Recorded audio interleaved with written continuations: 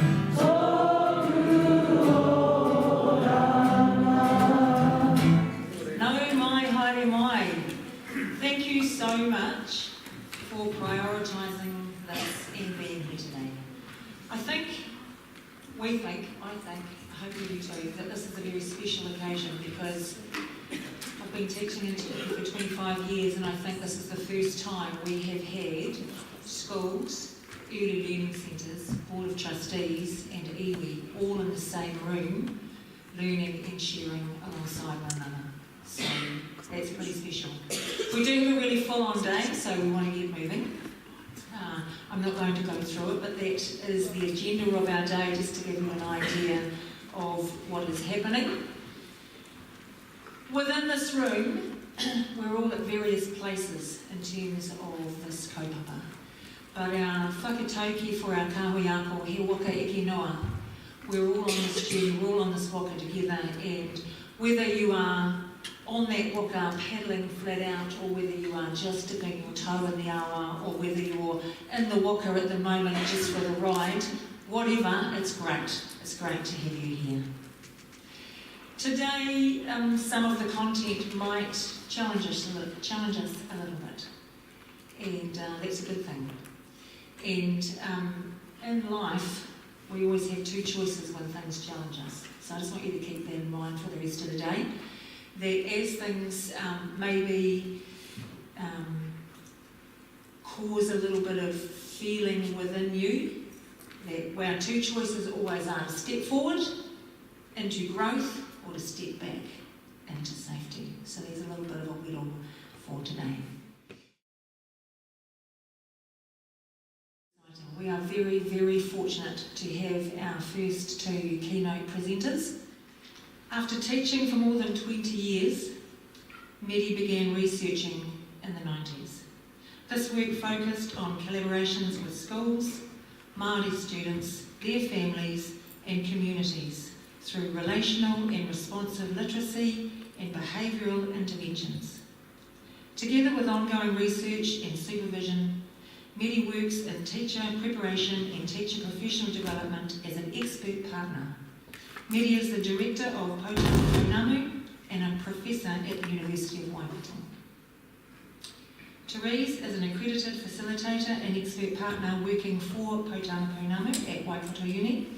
She's also been a teacher in Te Puke, I might add, at TPI, and senior leader in primary and secondary schools.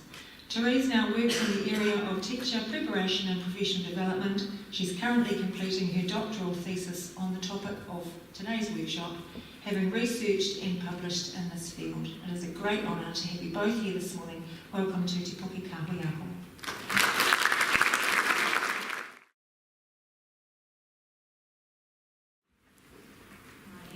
Mihi tuatahi ki te rangatira nei, mō tō mihi whakatau, mō tō karakia ki te whakatika tika te huarahi o te rā nei, te rā koe, te rā koe. Kia koe Jill, mō tō mihi, kia kōrua, te rā koe. I ngā mana, i ngā reo, i ngā maunga, i ngā awa awa. Tēnā tātou katoa. He uri ahau no tūhoi me Ngāti Awa, Ngāti Whare Hoki, ko mere Berryman ahau. Ko kura haupo te waka, ko tōho raha, ko Puke ngā maunga, ko ranga unu te moana, ko awanui te awa, ko Waimanone te marae, ko Nai Takatō tuku iwi, ko Therese Ford ahau. So it is a real honour and a privilege to be here today. I've just explained in my pukeha that I'm originally from the far north, a really small settlement called Waimanone, which is about 20 minutes north of Kaitaia. And I inherit my Māori whakapapa from my mother, and I inherit my Pākehā Irish Catholic whakapapa from my father, who comes from Taranaki and went up to the far north in the late 60s, early 70s to work in forestry and met my mother. So I'm a really proud bicultural learner in front of you today. Haven't always actually been proud of my bicultural heritage, and some of my story will come through in what Medi and I will be sharing this morning. But yeah, so bicultural student, educated in English medium in the 70s and 80s, went on from high school to university to become a teacher, and feel really fortunate that my first teaching experience was here in Te Puke at Te Puke Intermediate. I spent 7 years up the top of Cameron Road up there and loved every minute of it. I remember those years fondly, but often when I reflect on those years and the teacher that I was, in light of what I know today, I know I could have been so much better. I think in particular about the mihi, this morning mihi whakatau, so I taught up at the intermediate in the late 90s, early 2000s, and for all the 7 years that I was there, I didn't actually know that Waitaha and Tapuika were the iwi here. That wasn't part of my toolkit, and it certainly wasn't part of my teaching, and I'm really deeply conscious now of the implication of that. And again, we'll talk about that in a number of conversations today, I would expect. But I moved from Te Puke Intermediate into some different roles and some different areas in senior leadership in secondary schools and then back to primary schools. And a really fundamental change, I think, that happened in my thinking and my learning was when I became a mother of, again, bicultural daughter. My husband's Pākehā, and I thought really carefully about the experience that I'd had as a student and what I'd done as a teacher, kind of unwittingly really replicated the practice of the teachers that I'd had, and I didn't want that for my daughter. And so that led me to ask questions about our education system, the fundamental philosophies that underpin what we do and why we do it. And that led me to Media and Russell's research. It was asking lots of questions around culturally responsive pedagogy, culturally responsive leadership, and I was lucky that they helped me and taught me and supervised me through a thesis, and at the end of that thesis I was fortunate enough to have the opportunity to join Media and her professional development and research team at the University of Waikato in Te Kotahitanga. And since then, as Jules explained, multiple roles now in the interesting system that is education at the moment. Saw a couple of you, I believe, Board of Trustees members who came and listened to Media and I speak back in July at the NZ Star Conference. And one of the reasons that we're here today is to share some of that learning that we shared at the NZ Star Conference. And when I spoke to Jill about this presentation, she said it would be really useful for you and Media to talk about the why. Just bring it back to the why. So why this focus in the Cole on culturally responsive practice? Why Potama Pounamu? Why Media? Why me? And why Alex, who you're going to hear from a bit later. So I do hope that through what we share with you today, we'll be able to clarify that. Kia ora. Before we start the presentation, I want to connect to the whakatauki that was shared this morning, the whakatau aki, about the net, the new net. The old net goes fishing and the new net will take over. Because Siapirana Ngata also said something else about the net, and I think that also is so relevant to the conversation today. He asked the question, where will we set the nets? Where will we set the nets? And his thinking about where the net should be set was that it should be set between both worldviews, between Te Ao Māori and Te Ao Pākehā. And under the Treaty of Waitangi, and we'll connect to that some more, that's the perfect place for us to be thinking about as we move forward. Unlike Therese, my parents are both Māori, and although somewhere in my whakapapa there is some English history, that was not well known. And it's only been this generation that intermarriage has occurred. And I remember my older sister bringing a Pākehā boy home to meet the family, and us looking him up and down and thinking, well, this is going to be a new experience. And then I remember sitting at the table when the in-laws faced off against each other. My elder sister is in her 70s. And I can remember my mother, you might think I'm short, but I'm taller than my mother was. And I remember my mother pulling herself up to her entire height and saying, "What exactly, Mrs. Crawford, makes you think your son is good enough for our daughter?" I could tell that Mrs. Crawford had never heard such an assertion before from a Tūhoe woman. But when I look at the picture behind us, because that's where I want us to look, you can see children in this early childhood centre from all over the world. And you can see that there is one young person whose face you can see. You can see his face because he has his grandmother's permission and his parents' permission and his permission to have his photo shown. You see, because that's my mokopuna. And you can see his Tūhoe blood in him, can't you? You can see that beautiful young, white-haired, blue-eyed young man.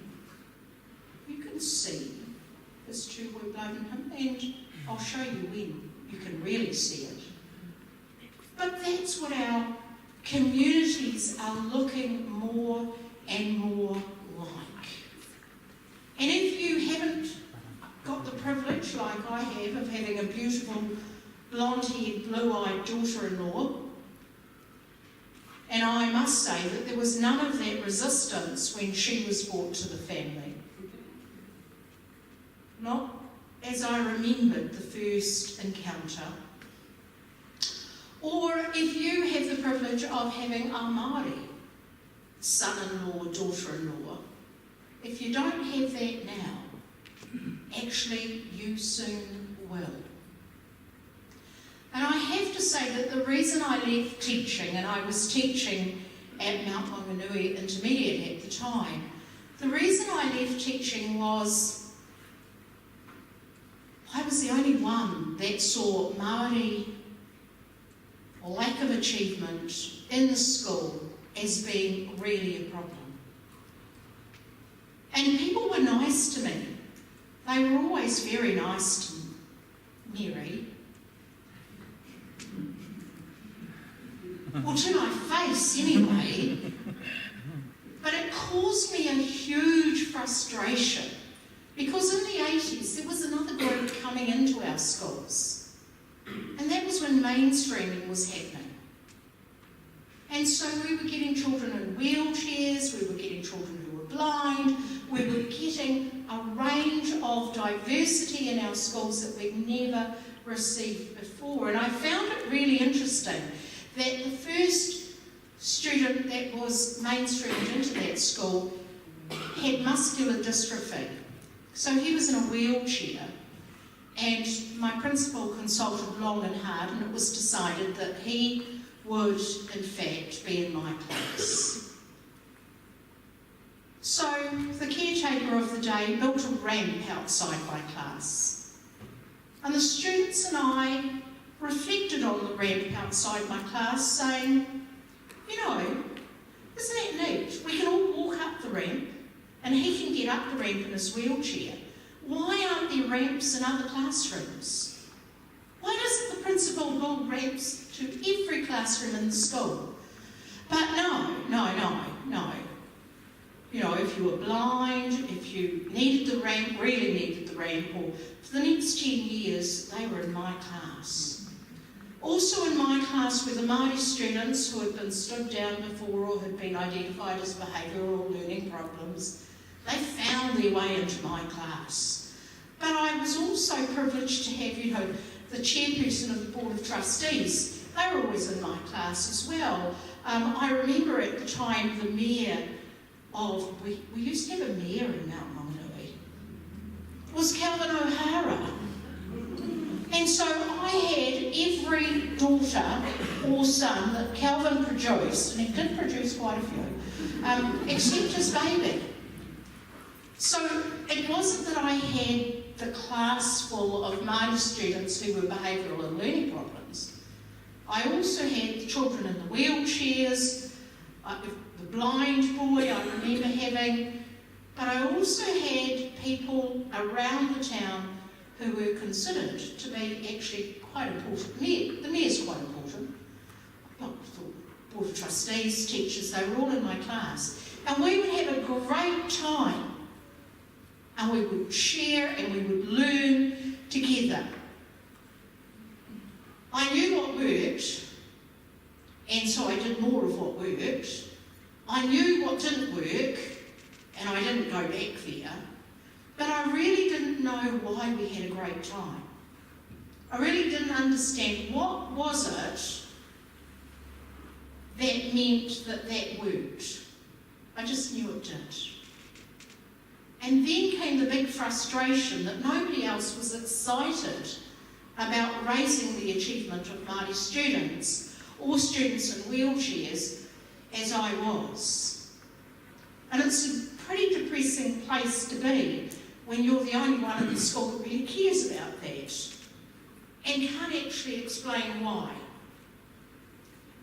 And so I guess that's what set me out of teaching back as a learner into the university to find some answers as a researcher. And so I continue to do that work, and I'm privileged to work with other fabulous young people like Therese and schools like yourself. School teachers, boards of trustees people, early childhood, you're all in the room, and that is so exciting. That would not have happened 5 years ago. And it certainly wouldn't have happened more than 20 years ago when I was still teaching. But I see you here all looking for answers. And isn't it great that we're in the room together with local kaumātua representing the iwi? That would not have happened that time ago, and I want to acknowledge Jill's leadership for that. But let's go back to the picture, because that's what this is about. This is about how do we own all of the children in our educational settings, whatever they are. And then how do we own them across their learning lifetime? Whenua ki te whenua. How do we own them from the time that they are conceptualised to the time that they die? And that was the original intention of Kahui Ako.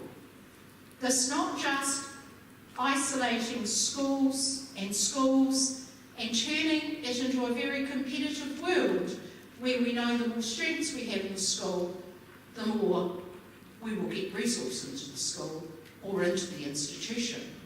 How do we actually think about children from the time they are conceptualised, born, go into the early childhood, and right through till they finish their formal education and are on a pathway which is either for a vocation or an academic career? How do we understand that? And that's what this is about. So back to diversity. You see, whakapapa counts. Who you are, your genealogical connections matter. And I go back to this amazing Scottish woman closest to Therese. I met her not so long ago, and I had met her before, I have to say, but I'm not good with names and I'm not too good with faces really. But I met her in Puke, and luckily she knew me because we actually have mokopuna in common. She's an early childhood teacher in Puke, and her daughter-in-law is my brother's daughter. So for Māori, her mokopuna are my mokopuna. So when we understand that, how do we understand the students in front of us as whānau? How do we understand them as people who are connected to other people, to their genealogical connections? Or do we do that at all? And I guess that's one of the questions. We talk about whanaungatanga, that notion of making relationships to people. But how often do we talk about whānautanga, the act of knowing who the children are that are in front of us? And knowing that the child does not stand on their own, but they stand with many others, both living and passed on. How do we understand that and how do we capitalise on that? Because, as I said before, if you're not there yet, you soon will be. Our country is too small to ignore the fact that sooner or later you will, like me, have the privilege of having children with Scottish ancestry or children with Tūhoe ancestry. Which takes us nicely to the treaty and how we position this work in our response. So absolutely in the Treaty of Waitangi, and we really deliberately made sure that we included in here both curriculum documents, both of which had absolutely equal importance. I know when I was teaching, one of the discourses was, and I think actually I hear this quite regularly in English medium, if those Māori students want to hear te reo, or want to see or understand tikanga, or want to know about the iwi in the area, then actually they've got a Māori medium pathway that they can opt into. And there's a Māori curriculum for that. And that thinking in that discourse negates the idea that actually over here in the mainstream we have the same obligation to honour the treaty partnership. So the treaty in terms of tangata whenua, Māori, with Pākehā, the Crown, and more recently, as we will talk about the notion of tau iwi, our recent migrants to New Zealand, our refugee peoples. How do we understand how they're positioned and their place within the treaty relationship?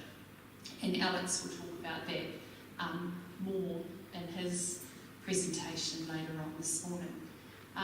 But one of the concepts that we've been playing with in our work more recently is challenging actually the notion or the concept of partnership, really critically interrogating the notion of partnership. So just at your tables now, have a think about partnership and what it really means, how partnership really plays out, or how we've seen it play out, at least to date, in terms of the treaty. Let's have a kōrero at your table. The person next to you. Anyone wanting to share that conversation? If they think about partnership, the reality of that notion of partnership. We're mobile, we can come on around with the mic.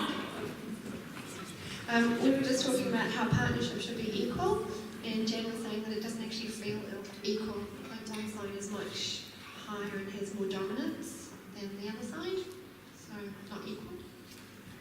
You make a really good point. There is the reality, and then there is the reality, isn't there? I mean, even in life partnerships, usually the person who makes the most money in the family has the flashiest car. Is that a little bit of ringing truth there? Might be. Oh, look at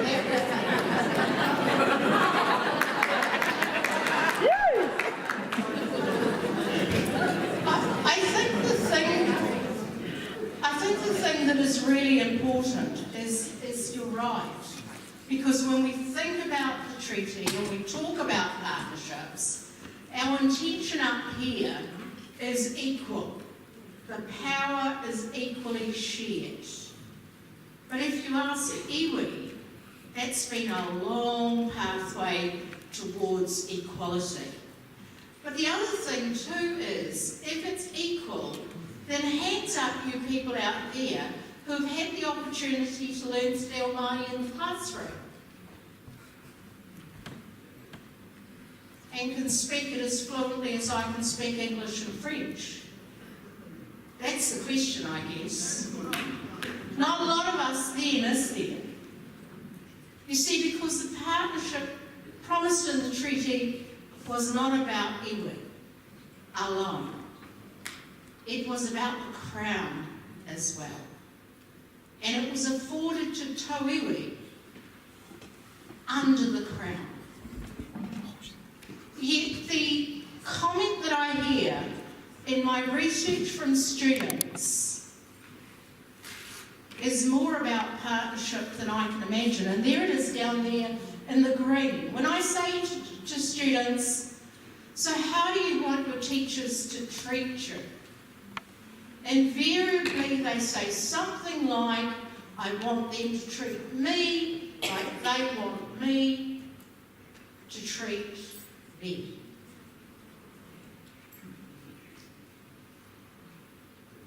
That's not a big ask. And there is a term, mana oriti. So I want them to treat me as though their mana was the same as mine. Mana oriti. They seldom talk about partnership, but that metaphor of mana oriti might well be the metaphor that they're talking about.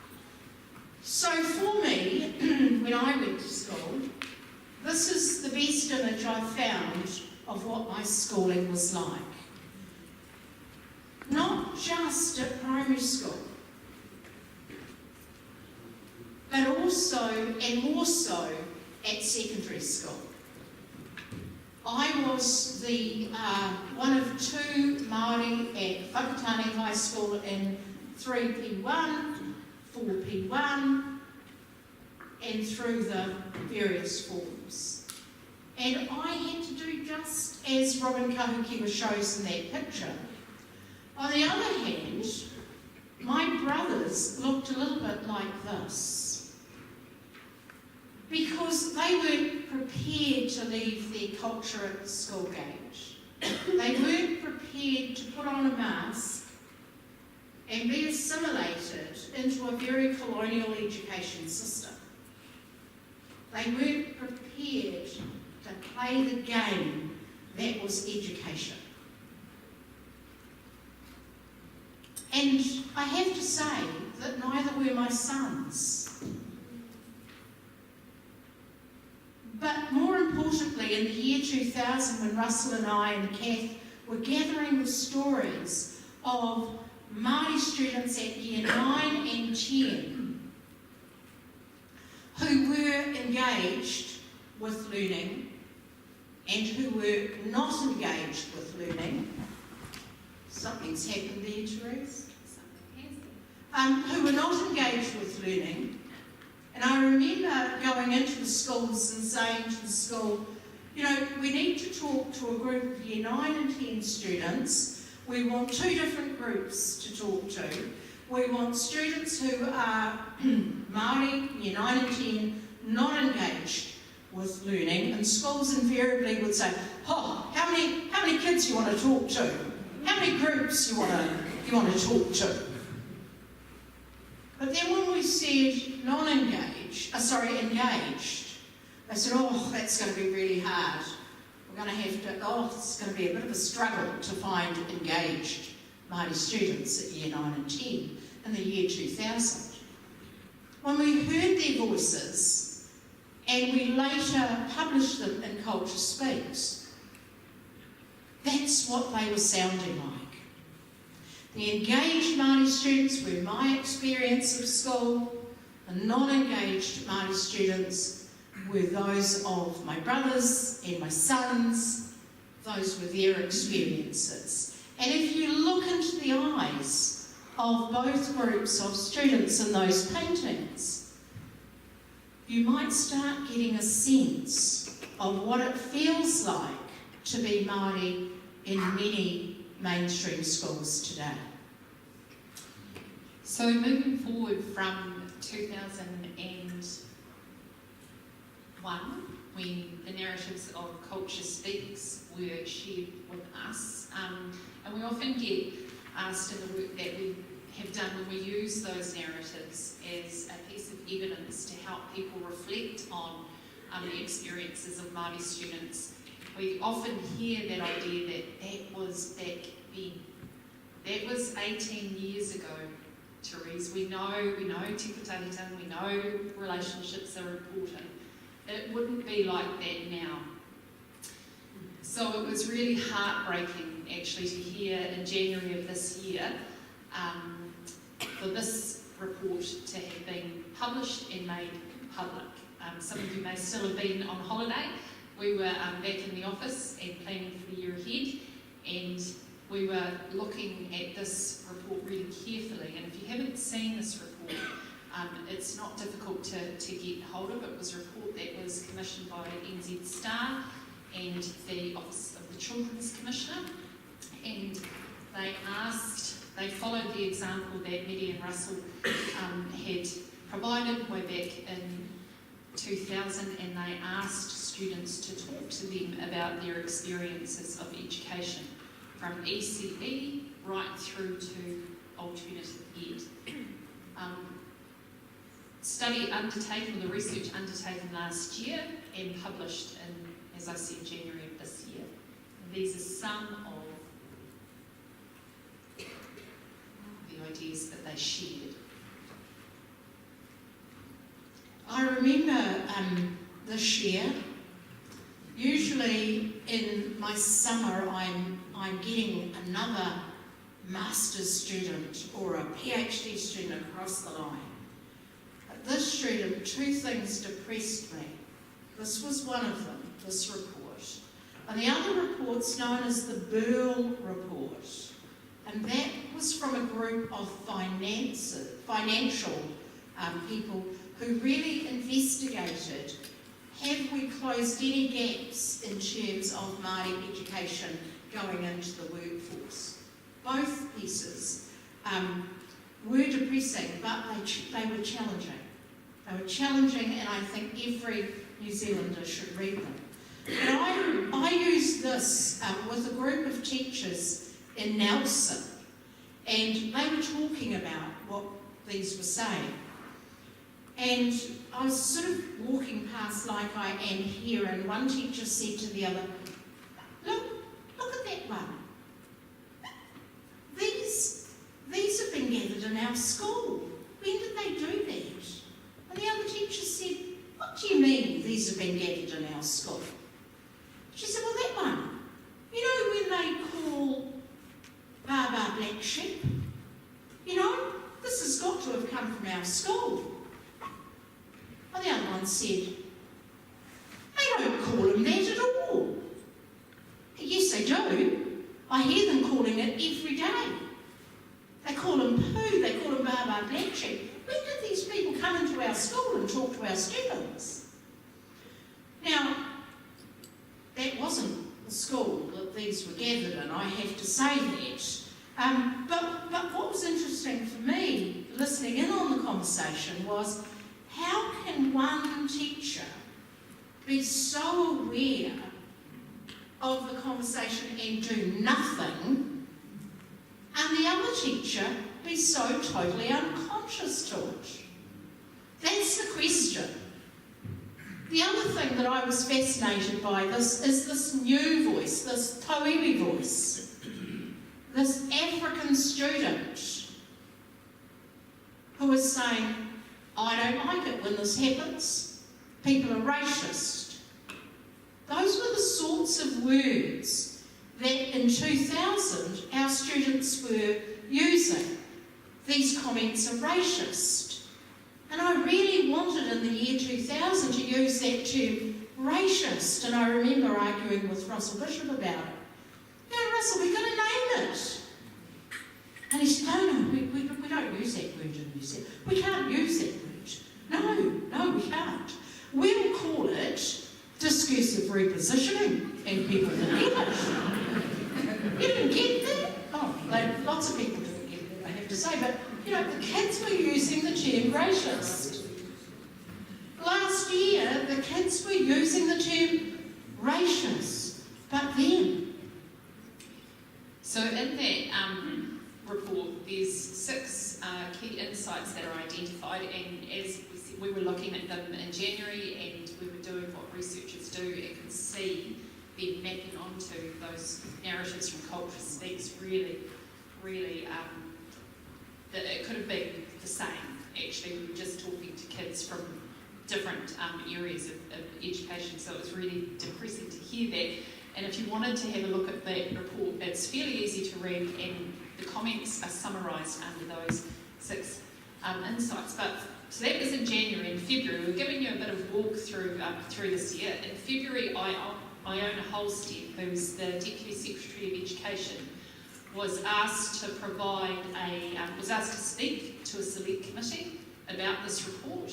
And the following day was interviewed on Radio New Zealand, and the reporter wanted to know, or wanted to unpack further what she'd shared at the select committee. Did anyone remember hearing about that interview or hearing about the time that she spent with the select committee? So just ask Alex, who kind of get into follow the paper and follow Radio New Zealand. So one of the things that she said that had caused quite a lot of disruption and disturbance was that, because the question was, so this report is depressing, unsettling, unacceptable. What is your response? Do we have a problem in our education system? Are our teachers racist? And her response to that was she wanted to be conscious not to be blaming teachers. And she said that there are some teachers who are not acknowledging and responding to the culture, language and identity of students, Māori students in particular, but students from other groups as well.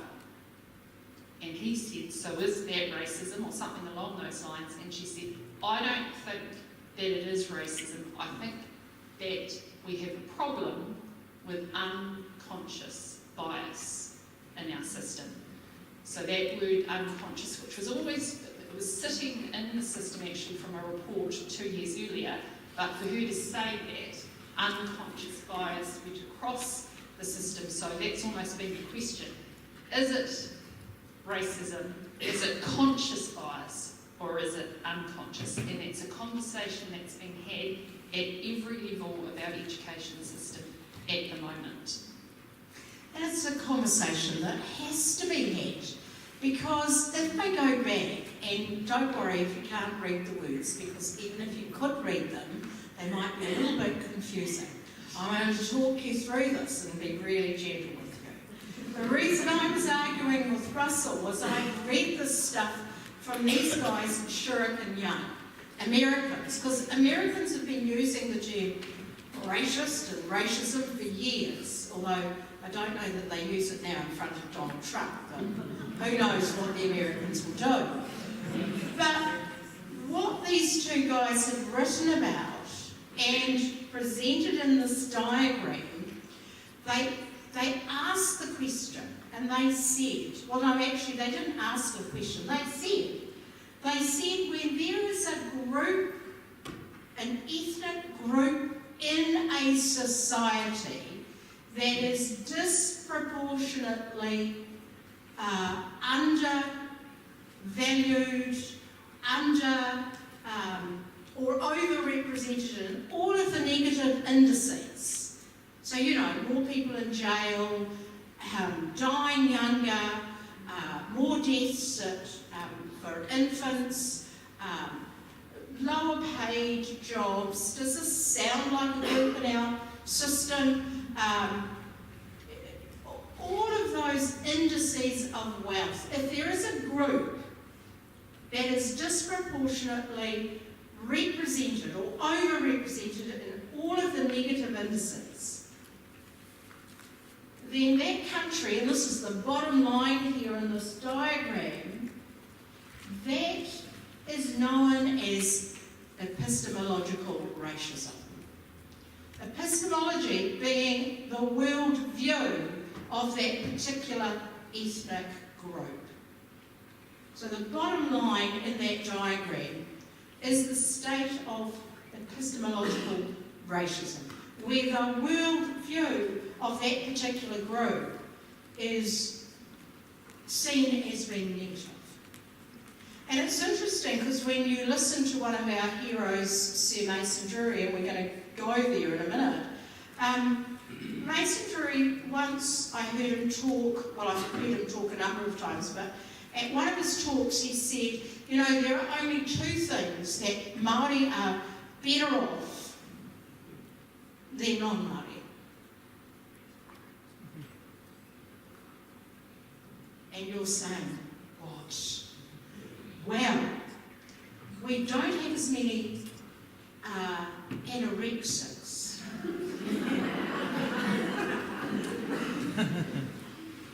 And we don't suffer from melanoma as much. But we got it for everything else. That's true. So there's that notion of epistemological racism, and embedded in epistemological racism, when you've got that condition, then you've got societal racism, institutional racism, and individual racism. And it's all nested in that epistemological racism, and it's often perpetuated, wait for it, through education. Okay, we'll keep talking. So we wanted to give you a bit of an opportunity to have a bit of a conversation as well. We've got 3 questions up there for you to think about, and then have a chat to the person next to you about your responses to those questions. We'll use our hand as a signal when it's time for us to move on. So have a chat. So, like most Ngāti questions, if we gave you 5 minutes, if we gave you 10 minutes, if we gave you 15, you'd still be talking about it, thinking about it. So we just want that to start. And so in terms of where has this come from, and I'm sure that it was probably part of some of your conversations, we've been doing some thinking about this as well. Again, because I quite like timelines, so we were February before with Iona's interview on Radio New Zealand in March. Don't know if you were watching this on the international stage, but National Geographic apologised. They acknowledged that they had contributed to the deficit discourses that sit around people of colour. They acknowledged it. They issued a special race issue back in March, acknowledging how they had perpetuated racist thinking, racist discourse, racist behaviour. Following on from this in New Zealand, one of our journalists, and I'm not quite sure who it was, I'm still trying to find out, thought that they might undertake a similar analysis across New Zealand media. And he was able to, and if you get an opportunity, if you want to have a look and Google this, you can get 200 years of how Māori have been portrayed in the New Zealand media and actually continue to be portrayed. So if we need to think about, if we're a bit confused about where this comes from, we don't actually have to look too far. So here's the link back to education and assimilation. And I remember one of my granddaughters asking a question about teachers' questions and how she felt it was very, as a 5-year-old only just starting school, how she found it very frustrating that teachers ask questions and then students were meant to know the answers, what were in the teacher's head, and answer them. And so the bright kids were the kids that put up their hand, knew what the teacher was thinking, and got it right. And she was complaining about this, so she was, my mokopuna, and I would listen to her. And I remember saying to her, I can understand why you feel so bad, my moko. And she said, no, I don't feel bad about that. She said, I feel bad that teachers ask questions that they already know the answers to. Why do teachers do that? So there's a connection to that picture, because assimilation is about teaching what we believe is the right thing. And so you see that, we couple them so that their thinking is the same as mine, the teacher. So if the student is not the same as me, the teacher, then that's assimilation. And that's the education that Māori have been frustrated with for a long time. And that's the education that that African boy is equally frustrated with. Pacific people are equally frustrated. But one of the wonderful things, I guess, is the fact that we're now using the curriculum to make sure that those voices are present, authentically present. They've been present for years, but it's how we've been portrayed as savages or exotic. But we now want authenticity, and we'll go to the people that have got that authentic knowledge, and we'll work with those communities. Because I guess the question is this: do we want to force our students to fit into our education system, or do we want them to belong as whatever iwi they happen to be, not as some amorphous group? I've been spending a lot of time in the ministry at National Office, and you may not have heard it yet, but nobody is using the word Pacifica. Nobody is using the word Pacifica. Had you heard that? Because I've been moaning about that, but not just me, other people have been moaning as well. Because there is no ethnic group that is Pacifica. Like there is no ethnic group that is Māori. Therese didn't stand up and say, I'm Māori. She stood up and named her tribe. I didn't stand up and say, I'm Māori. I told you what tribe I belong to. But one of the things that's happened in colonisation is we group things together, we collectivise them, and we begin to redefine who they are. We did it with Māori, we did it with Pacifica. There's another group of people, and they're even more diverse. Do you know who I'm thinking about? Asian. But then, Puke's done it as well. But I see people reclaiming, my family come from Holland, I come from Sweden, I come from here. So it's a matter of reclaiming and legitimising your own space. So education can either act as an instrument, there it is, you can read that, which maintains the status quo.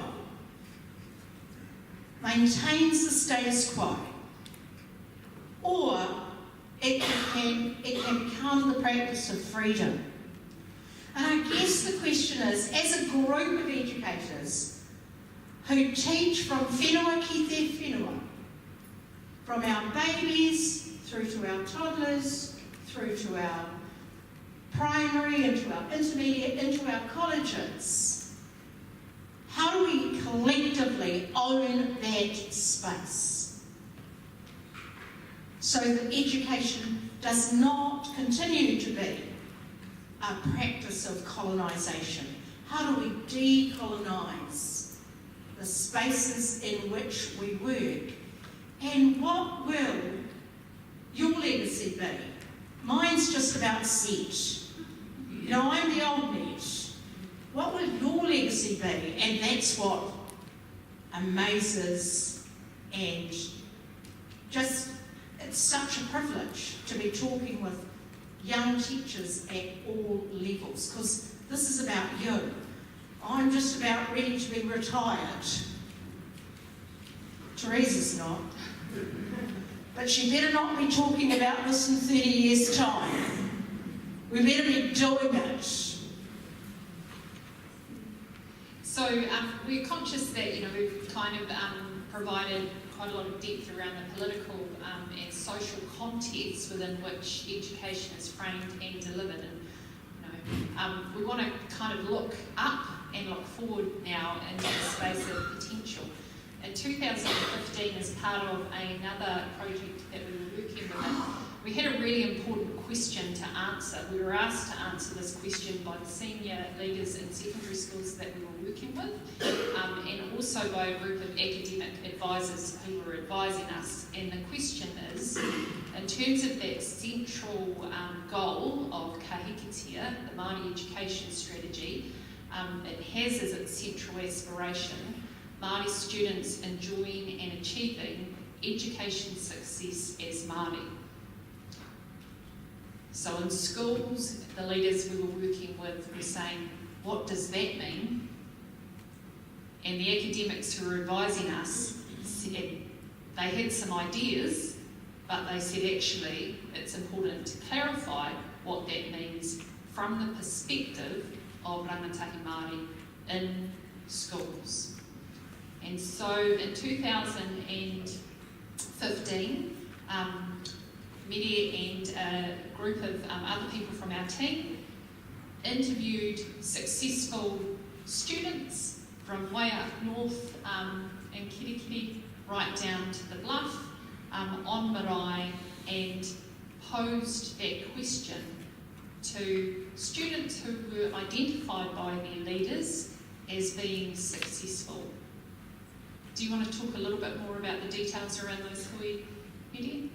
I think it's just suffice to say that each of those meetings took place on marae. There's the marae. We invited Māori students to come with an adult. How many will fit into a car? Suddenly the school van came out. Car, yes. So we had small groups who had been practicing and talking with other students about the answers to the question. But the other thing I think that was really important was this was right at the end of the year, when Year 12 and Year 13 had completed prize giving and had finished. And so really when we asked the question, I didn't know who would come, and they did come. So let's push on. What we wanted to do was bring all of those conversations together. And there was a big theme around this. Before we could talk about what success as Māori looked like, there was a big discourse around, actually, before we can talk about success, we've got to talk about how we need help to resist the status quo of racism. How we need help with the adults in the schools, with the adults in the communities to push back on that. Because until we push back on that, then we're never going to be able to maintain or develop greater cultural confidence. So this was the second thing. Get rid of the racism and ensure that we either maintain the cultural competence that we've got or we get better at it. That's when we experience success. With those indicators in place, we can begin to experience success. And one of the things that we have to do is first of all begin to understand that we can be successful. I would say 60% of the students we talked to were the first in the family to be in Year 12, to have achieved NCA Level 2, to have been able to achieve NCA at all. And then the last one was that our success must then be paid back to ensure the success of others. So those conversations took us into, I think it's going to take us into, a model which says, actually, we want, over on Teresa's side, we want learning and achieving for the future. And it's got to start happening from whenua ki te whenua. It shouldn't just begin to happen at year 11. It's got to start happening with our babies. So whatever we need to achieve to get up the potama to the next layer, up the potama to the next layer. But on my side, we must not do that if it's going to belittle who we are as a people. It must continue this notion of cultural identity so that who we are is strong and secure. And we've used the term simultaneous success trajectories. So for me, I was over there. I achieved. I got the ticks. But I didn't get over here. And actually, in that painting, you would see that that's not a good experience to be if you're Māori. You get it from Pākehā. I mean, I can remember his name. Every time I beat him in a test, and it got to the stage where I make that my reason for being, he would say, "Mary, you've been cheating again." And those students told us those same stories exist in classrooms now. But then I'd get it from my cousins who would say, "Oh, you bloody rewai, you're brown on the outside, you're white, you know." So you got it from both sides. But over here, students who have got their cultural identity strong and secure, but don't have the qualifications to get a job, is not what it's about either. And actually one of the things that the students told us was, you know, you can have equity and excellence, and you can say whether you think you're providing an education system that is equitable or excellent. But the only person that can tell if we belong is ourselves. And if we don't feel like we belong in your schools, then we will continue every one of those who we talked about suicide. Suicide of their mates, suicide of their whānau. If we do not feel that we belong in the education system, then too many people will continue to find ways out. And that's the most extreme way out.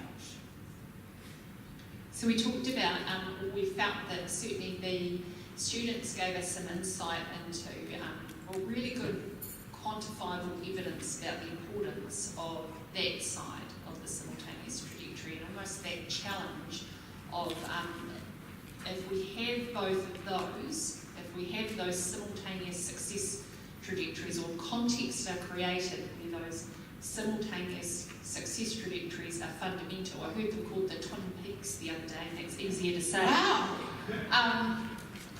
Then those contexts will promote Māori order, and we took this notion of Māori order from Mason Jury, which is the idea of thriving, of really flourishing, the opposite of the eyes that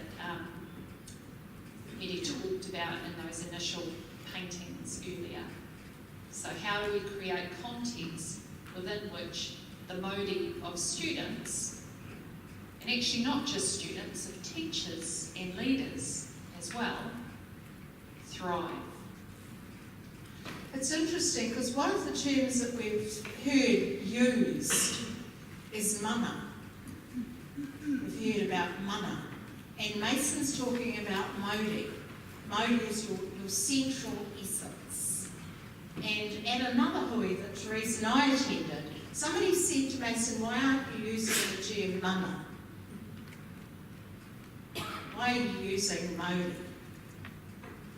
And Mason very quietly said, "Because we all have Māori, but we don't all have mana." So those students were really helpful in our thinking, our support going forward around this theoretical model of education, or this theory of change. They helped us to identify those simultaneous success trajectories, and they spoke actually to those three contexts that you see up there, that notion of adaptive expertise driving deliberate professional acts, cultural relationships for responsive pedagogy, and home, school and community collaborations. We're not going to drill down into those because you're going to have an opportunity to do that next. Everything that we've talked about this morning is accessible through our website, and the PowerPoint presentation will also be available for you. What we are going to do is really quickly go through the research stuff and just give you the why from a researcher perspective. We believe these three contexts are important. So just brace for a little bit of research speak. We acknowledge and draw on the work of John Hattie and many other people who have worked in that area of deliberate professional acts. We know effective teachers make a difference. People who understand the literacy learning progressions, or who understand what needs to be in that chemistry report at level 3 for students if they're going to nail an excellence. That professional content knowledge is important. John Hattie showed us that an average teacher, in terms of effect size, the way to quantify the improvement they could make, 0.5. So a student could expect an improvement of 0.35, over 1 year.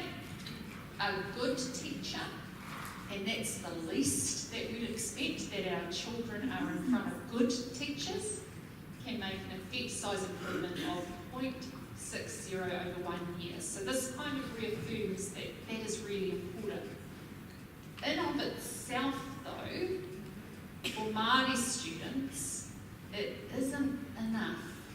And this is a diagram out of the leadership vest, the blue one, and it shows us, I guess, the impact of when we work really closely and in a determined way with whānau and community, when we work together collaboratively, the difference that we can make. So this red arrow here, that's a parent. So on this side you've got homeschool parent collaboration, and on the other side you've got the effect size impact.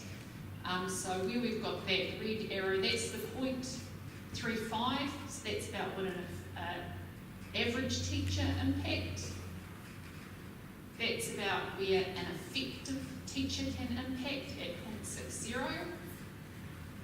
When teachers and whānau work together, and this is research that was undertaken by Media, when teachers and whānau work together, simultaneous intervention at school and intervention at home, it's possible to get a significant impact of 1.81. And that was achieved across one term. So this is really, really important. In our work through Te Kotahitanga, that pedagogy, cultural relationships for responsive pedagogy, this is just some insight into some qualitative gains that we saw in phase 5. What you see there in the red line are non-Te Kotahitanga schools, so these are schools that had a determined focus on cultural relationships and responsive pedagogy. The green line indicates where they got to by the end of 2012. So phase 5 Te Kotahitanga schools compared with other schools that were similar. Māori students in the red for those similar schools, the green line were Māori students in Te Kotahitanga schools where this pedagogy was the central focus. I want to just make the point that was over 3 years. A lot of people say, you can't achieve anything over, this is going to take time. This is going to take time. That first impact was, level 1, this is level 2, which was bigger increase, larger increase. And we also had quite large or significant in terms of stats impact at level 3 as well. So that's this side of those simultaneous success trajectories, learning and achieving for the future. We do have an example that we want to share with you of a video, and this is Rawari from Rotorua Boys, or Rokura, who's sharing his experience at the end of year 13, and he's talking about what it was like to be a student in a school where cultural relationships, responsive pedagogy was the determined pedagogical focus for teachers. So from his perspective, this is what it was like.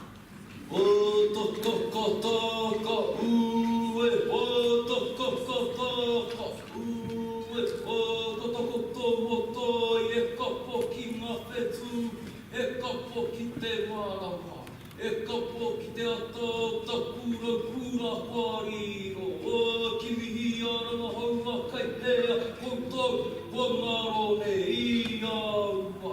O tēnā whariro kai pai, au ki te ngau te kapurangi, wau ti koutou, e ngā mate, haere atura.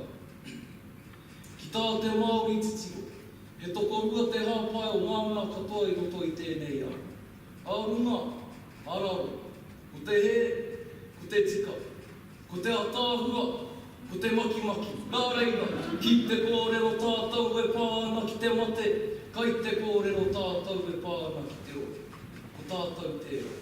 Tātou e hāpai nei te kaupapa, ko rangahau e koutou i tēnei wā. Kia whakatau ki ake, ko tātou ngā rangatira o a pōpō, ka pū te ruha, ka hao te rangatahi. Nā reira, kei au rangatira, tēnā koutou, tēnā koutou, tēnā koutou kapo. Firstly, I'd just like to acknowledge I've got a strict time frame of about 3.5 minutes, according to Mr. Grinter, so I'll try and stick to that, just bear with me. So I've based my speech today on my journey and how I got through high school, basically. So yes, this is my journey. Many centuries ago, our people lived on an island by the name of Hawaii. Overpopulation of the island caused a decrease in food supplies, which fueled conflict among the populating iwi and hapu. It was decided by many of our ancestors to leave the island in search of a new home. Hulls were carved and built, sails were weaved and laced, and paddles shaped and formed. My ancestor Tamati Kapua, the captain of the Te Aroa canoe, had only heard of this oasis called Aotearoa through talk. And although he didn't truly know the exact location of this island, or even of its existence, he knew that finding this oasis was the only way forward for his people. He imagined the island to be rich in abundance of food and supplies. There was land for everyone. It was said to have glorious waterways and untouched forests. The people took his side and hoped that they too would get to experience these things. So off they went, with nothing but a faint idea of what lay before them. And of course, like every other journey, they faced many hardships.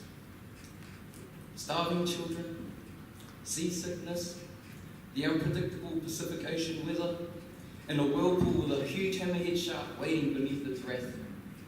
However, it was through perseverance and belief that kept my people, the Te Aroa people, afloat through turbulent times.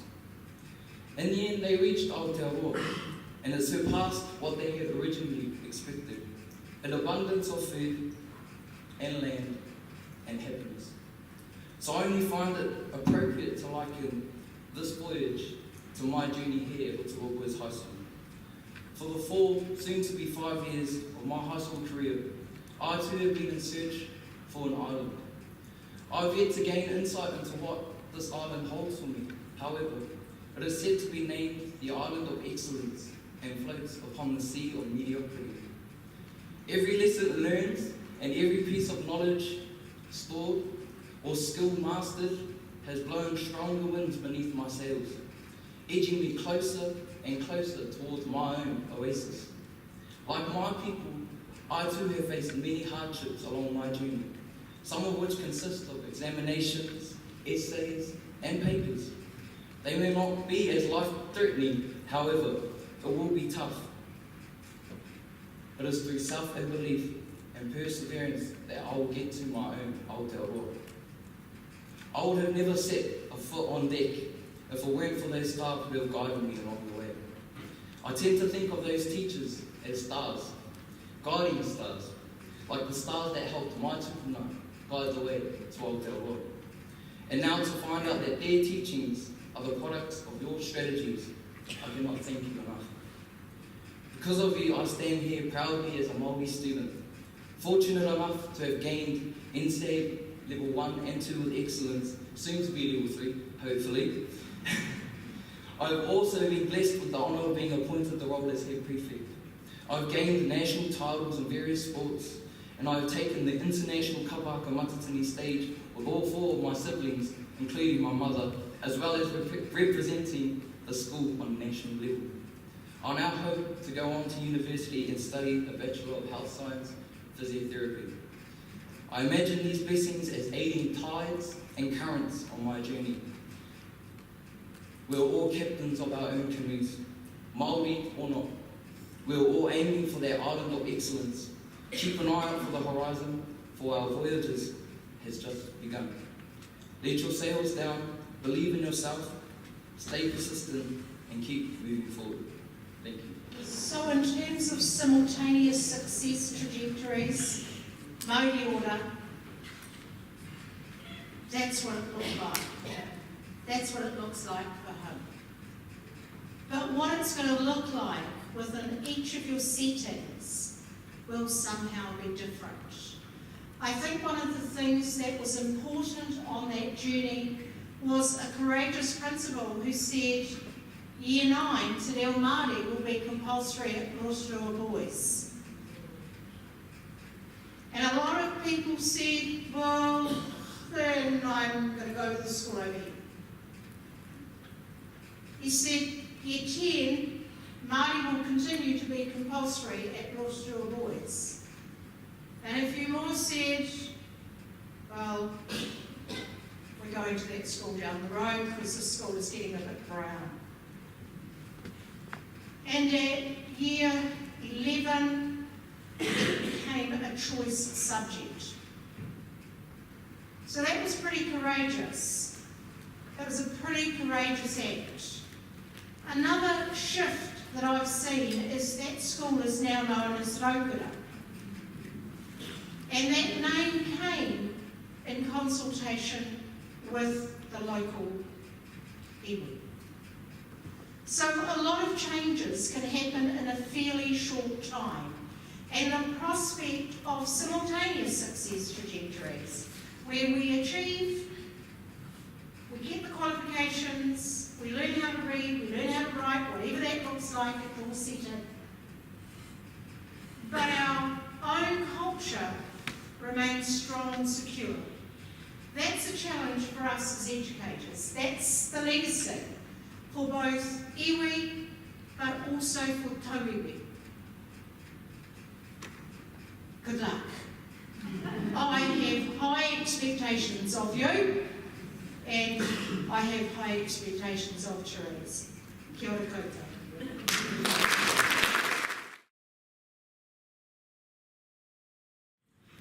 Kia ora. Mary, Therese, I've been given the privilege of thanking you both, and I've seen both of you been, presenting many times, but I can honestly say it's never the same, and I learn something new every single time.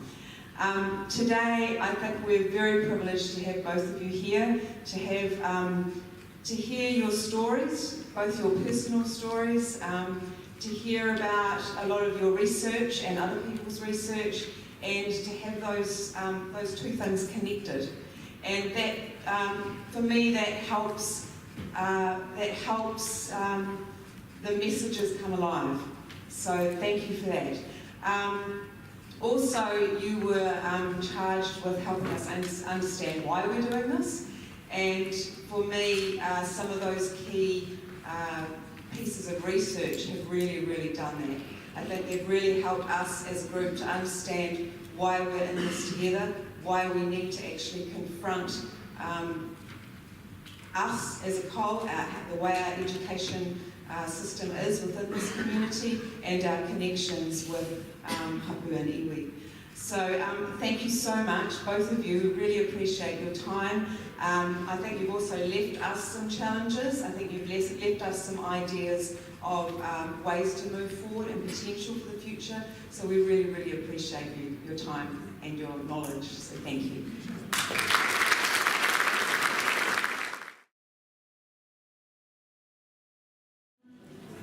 Betty and Therese talked a little bit about the simultaneous success trajectory, which is a theory of change which we can use to help us move forward.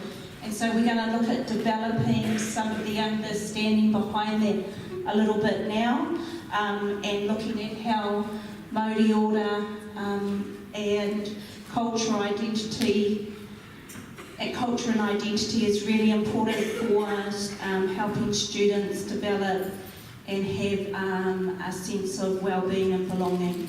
We're going to do that by looking at the critical context for change. Next slide, please. Thanks.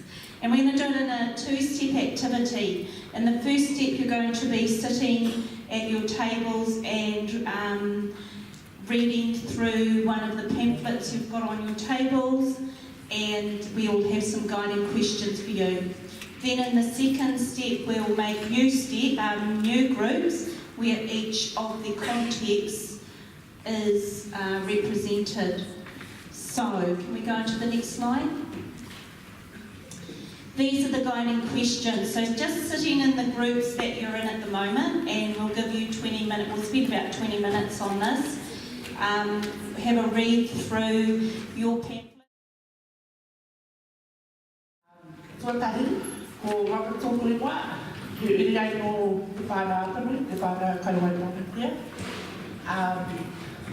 Ngāi tuku aki ai ki Makati. So I'm Robin. I was born and raised in Makati, but I affiliate to te whānau.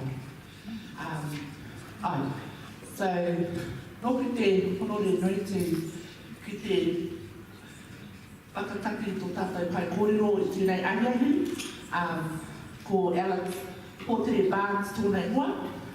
I tupu ake ai ia ki raro i te maru o te maunga mauao. So this is my privilege to introduce Alex pai kōrero, who is a fifth generation bilingual Pākehā New Zealander, raised in Tauranga Moana within the kaupapa Māori educational movement. He has affiliations to Ngāti Pukenga, Ngāti Rangi, Ngāti Ranginui, and Ngāti Pairauka. Through his wife, he affiliates to Ngāti Maniapoto, Ngāiawai, Te Aupōuri, me Te Raro.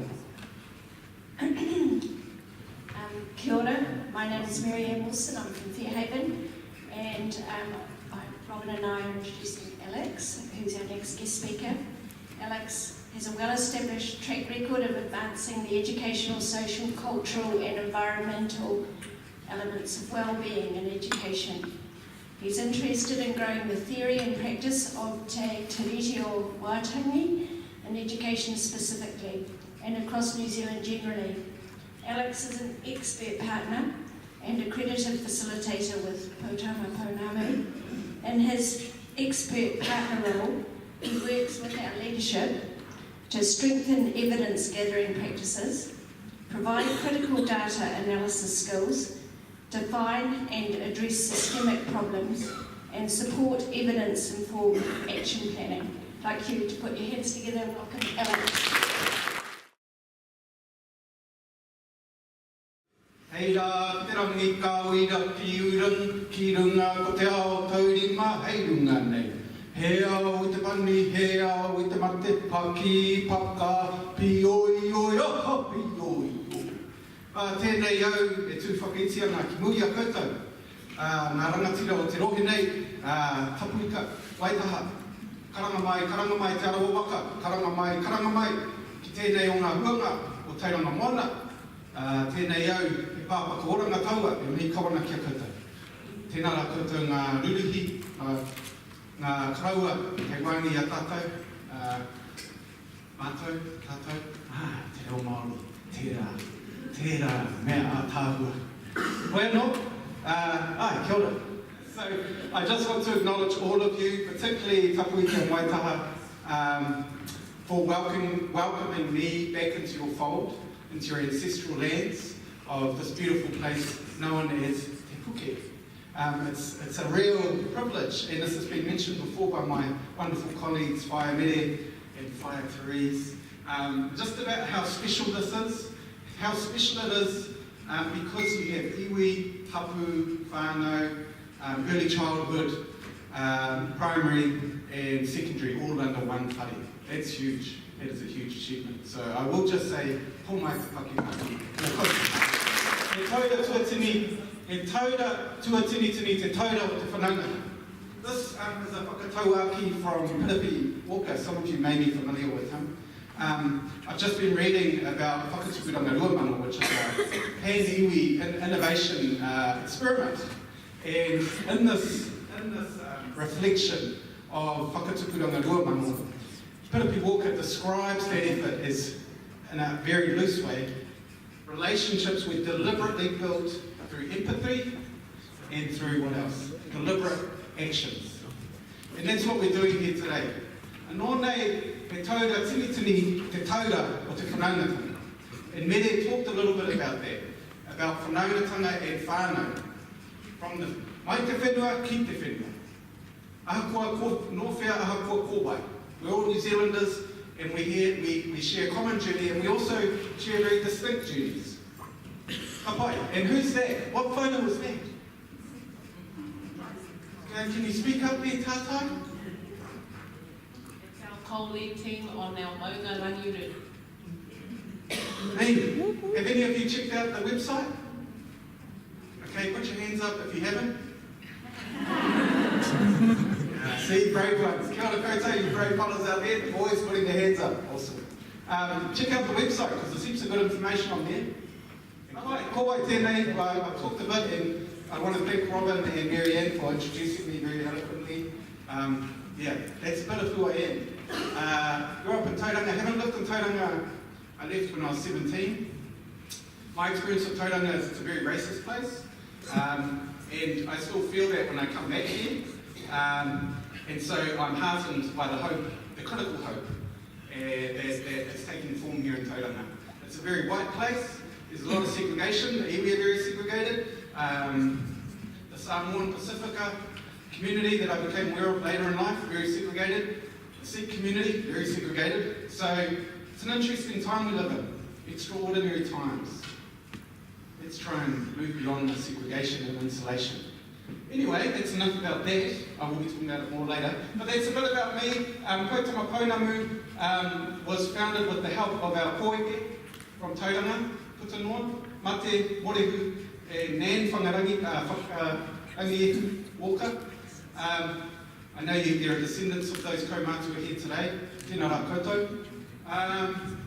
That's our team at the bottom there, and then there's a photo, the middle photo is of my uncle at our wedding. I got married 4 years ago. It'll be in November, 4 years. And yeah, you can clap, thank you. It's a weird thing, marriage, eh? Heaps of learning in that. Heaps of inquiries in that, eh? Open to tips. Mentoring. Anyway, why I show that picture is that our marae was in Maniapoto. My wife's from Maniapoto, part of her is from Maniapoto, and we had 3 tikanga. Some of you would have heard this kōrero, but hear it again, there's always more to it. But at our marae we had the Catholic faith, the tikanga of the marae, and then my crazy Pākehā whānau, who composed, well my uncle actually, he was a thespian, he's passed away, but he composed a Gregorian chant, and we had a gift-giving ceremony on the marae. I was really nervous because I was really worried about what my new Māori whānau would think of us crazy aunties. in this kind of chant. But my uncle, he went around the country. Can you see there's a weaving? There's a weaving there. He went around the country for 6 months and talked to people who met myself and my wife. He met with them and talked to them, how did Alex and Dee, my wife, meet? And then he asked them to weave this weaving together. And then he presented this with this Gregorian chant to Negia's whānau. And in turn, they presented us with a taiaha. And so those taonga, those treasures, circulate amongst our family. There's been a bit of issue around that. Who's got the taiaha? I've got it. You don't need it. I need it. Who's got the weaving? I might put it in the car. Anyway. But what I've become interested in as a Pākehā that had the privilege of growing up in a very strong community in Welcome Bay under the influence of Ngā Pōtiki and Ngā Tuputunga, is how a honki makes sense of that. And so I've become interested, to my Pākehā people, I've become interested in understanding our people. Because if I don't understand who I am and my cultural background, I'm going to be very limited in how I can interact with people who are different to myself. And so when I was 12, I realised that I didn't have any Pākehā friends apart from my cousins who were crazy Steiner kids. And see, Pākehā was diverse too, just like Māori, eh? So Steiner kids, Pākehā, Ze Kura Kaupapa and Pohanga. Anyway, I became really interested because my Māori friends didn't treat me like I was a honky, but I didn't really have any Pākehā friends. So I started to freak out because I was going to Mount College and I was transitioning to this big Pākehā school. So anyway, since that time I've become interested in interrogating, understanding what it is that makes a difference between my people and your people. Your people. What is it? What is it that gets in the way and what is it that supports us? What this presentation is and it isn't, when I'm presenting and working with schools, they often want the answer. Alex, we just want to know what the answer is. You know, we're trying to work with the whānau, but the whānau aren't coming into the just, people would be trying. We had a different conversation, but a good one there earlier this morning. I just want to give ups to Therese and Media for laying that down about the simultaneous success trajectories. It's a hard one to say, Therese, but you said it well 4 times. Anyway, I don't have the answer. We'd have world peace if I had the answer. Well, yeah, hopefully, but no one's got the answer, but we've got clues, right? So Mede, Therese have clues. You will have clues. So I don't like the term expert, but anyway, that's what the ministry call me, but I'm not an expert. But what I will want to talk about is reframing what we term target or priority learners. Because what I'm going to argue, and it's what Mede and Therese touched on, is that our education system is based on a monocultural, monolingual, racist system. And so as Pākehā, how can we be allies and be honourable to the request from Māori for the last 178 years? Māori have been saying, come to the table, come to the table, come to the table. And a few of us have gone to that table and found it very enriching. I can see a couple of you in the room right now who've gone to the table. But most of my people are racist, and so don't want to go to the table. I'm racist too, by the way. I have assumptions, I have biases. Anyway, so who are the priority learners? I kind of just told you who the priority learners are, but let's take a different tact on who a priority learner is. This is Merita Mita, who went to the film festival this year. Oh wow, cultured people, some of you. So Merita Mita was a film director who did a number of great films about social change, and particularly around the Springbok tour and the Māori Renaissance. So Māori saying, this is not good enough is enough, we're going to create our own systems, our own ways of doing things, and we're going to protest against the Springbok tour and sort of come out. And what I like about this is Merita was very articulate. It's a very articulate woman. And she talks about how Māori are often under the microscope and dissected for everything they do. You can't slip up if you're a Māori, but if you're a 6'4.5" bald Pākehā man like myself, I can slip up as much as I want. In fact, when I speak Māori, people go, that's so beautiful. Where did you learn that? Wow, well, my wife speaks Māori. No response. But she's bilingual. In fact, she's trilingual. She speaks Spanish as well. Or when I'm with my cousins who all speak Māori, they're speaking English, no one goes, "Ah, that's amazing. That's so beautiful." But I constantly reap the benefits of being who I am just because of who I am, because I can play the game as a honky. So that's racism right there. So, who are the priority learners? There was a quiz that came out in 2015, some of you might have taken it. It's called the Kiwi Meter Quiz. And it's all about who is this notion of being a Kiwi. We're all Kiwis. And so, you're a Kiwi if you eat pavlova, you're a Kiwi if you go to rugby, you're a Kiwi if you invite your mates over for a barbecue. And so, there's this quiz about whether you do those things. And so, there's really banal kind of questions. And then there's this one. Māori should not receive special treatment. And I was like, what the hell is that? From barbecues and pav to Māori receiving special treatment, what the? And so I found that offensive. None of the Māori I know, none of the Māori I've worked with, since I was a little dude, received any special treatment. In fact, most of them had whānau in jail, most of them just survived our education system, most of them have some experience of mental illness because of trauma they've experienced.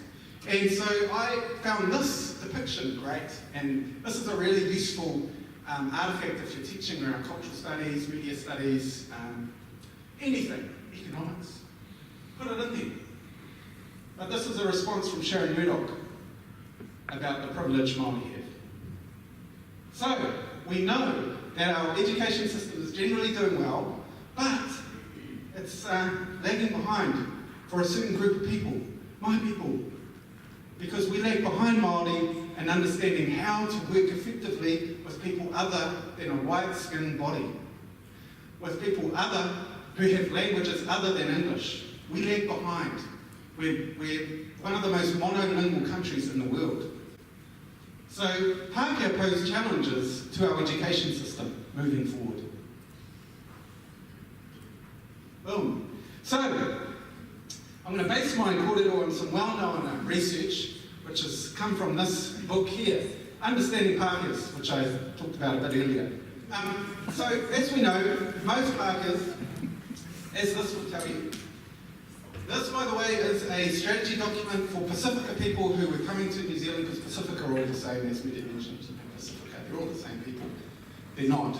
But Pacifica people from the diverse countries of the Pacific came to Aotearoa looking for work, and this was put together by the Vocational Training Council to prepare them for the Pākehā culture. So, this is what this book says to prepare. Pākehās believe that people should look after themselves financially. So my independence is a virtue. I don't rely on anybody else to get to where I am, thank you very much. I make my own money. We'll talk about money later, because money is really important to Pākehās. Religious life. I'm not religious. In fact, I don't like karakia. In fact, I feel really uncomfortable when I'm always, karakias are always imposed on me. Okay? Don't give me that. So, generally my people don't attend church as much as the Polynesians. We're talking about family, we're talking about 2 kids, 3 kids and a dog, okay? Let's just keep it simple. Those are my people. Okay? Many of my people in the room would resonate with this. Bye-bye. Uncles, aunties, grandparents, they're not part of the family. They're extended. We might see them at Christmas or my nephew's birthday, but other than that, they live their lives, I live my life. Okay? Independence is a virtue.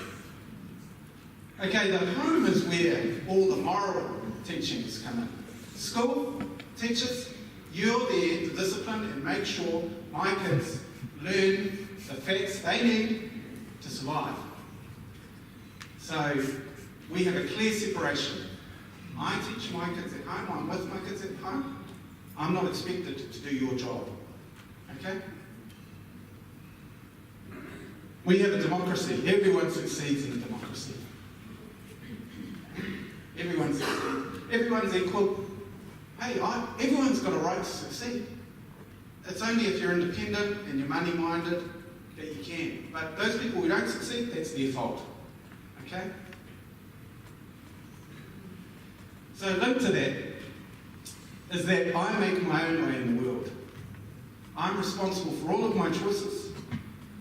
And so don't come along and tell me that I can't provide for myself, because I'm an independent thinker and I like to do what I do and have total control over what I do. And so my success is based on my material wealth. And part of that is being money-minded. It's my only way of support. It's how I show I'm valuable to others. Through my flash car, through my nice house and my 3 kids, and my beautiful wife. So that's what the evidence tells us around Pākehā cultural norms.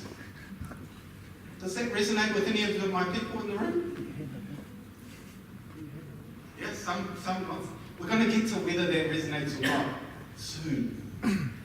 Okay, what we know is that there are very high inclusion of Pākehā themes. If you walk into a school, you would have heard this before, but it's going around at the moment. If you walk into school, how would you know that the school is Waipaha or Tapuika? You wouldn't, because it's basically all Pākehā.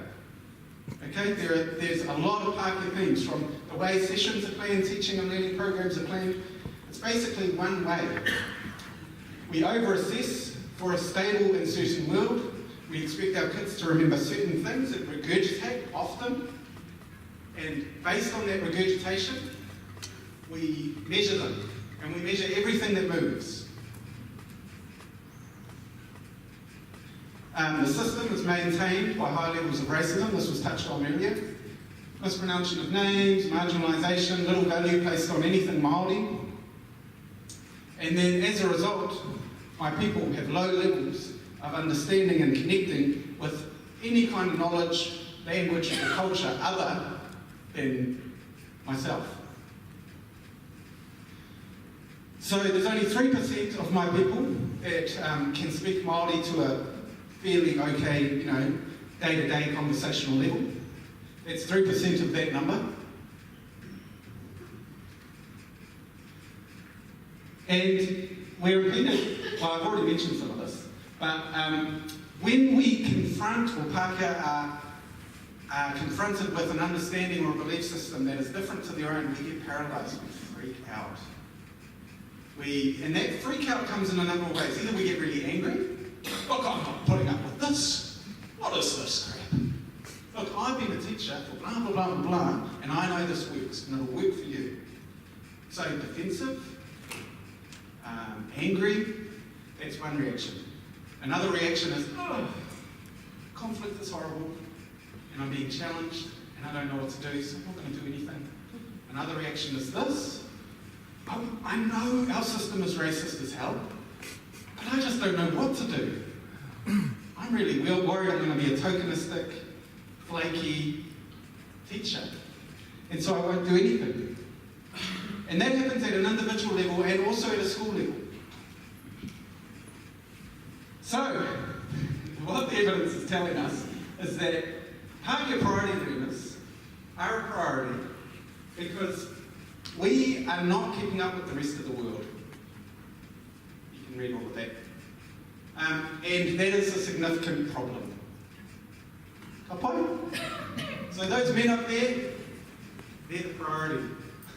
They're the people that need to be focused on.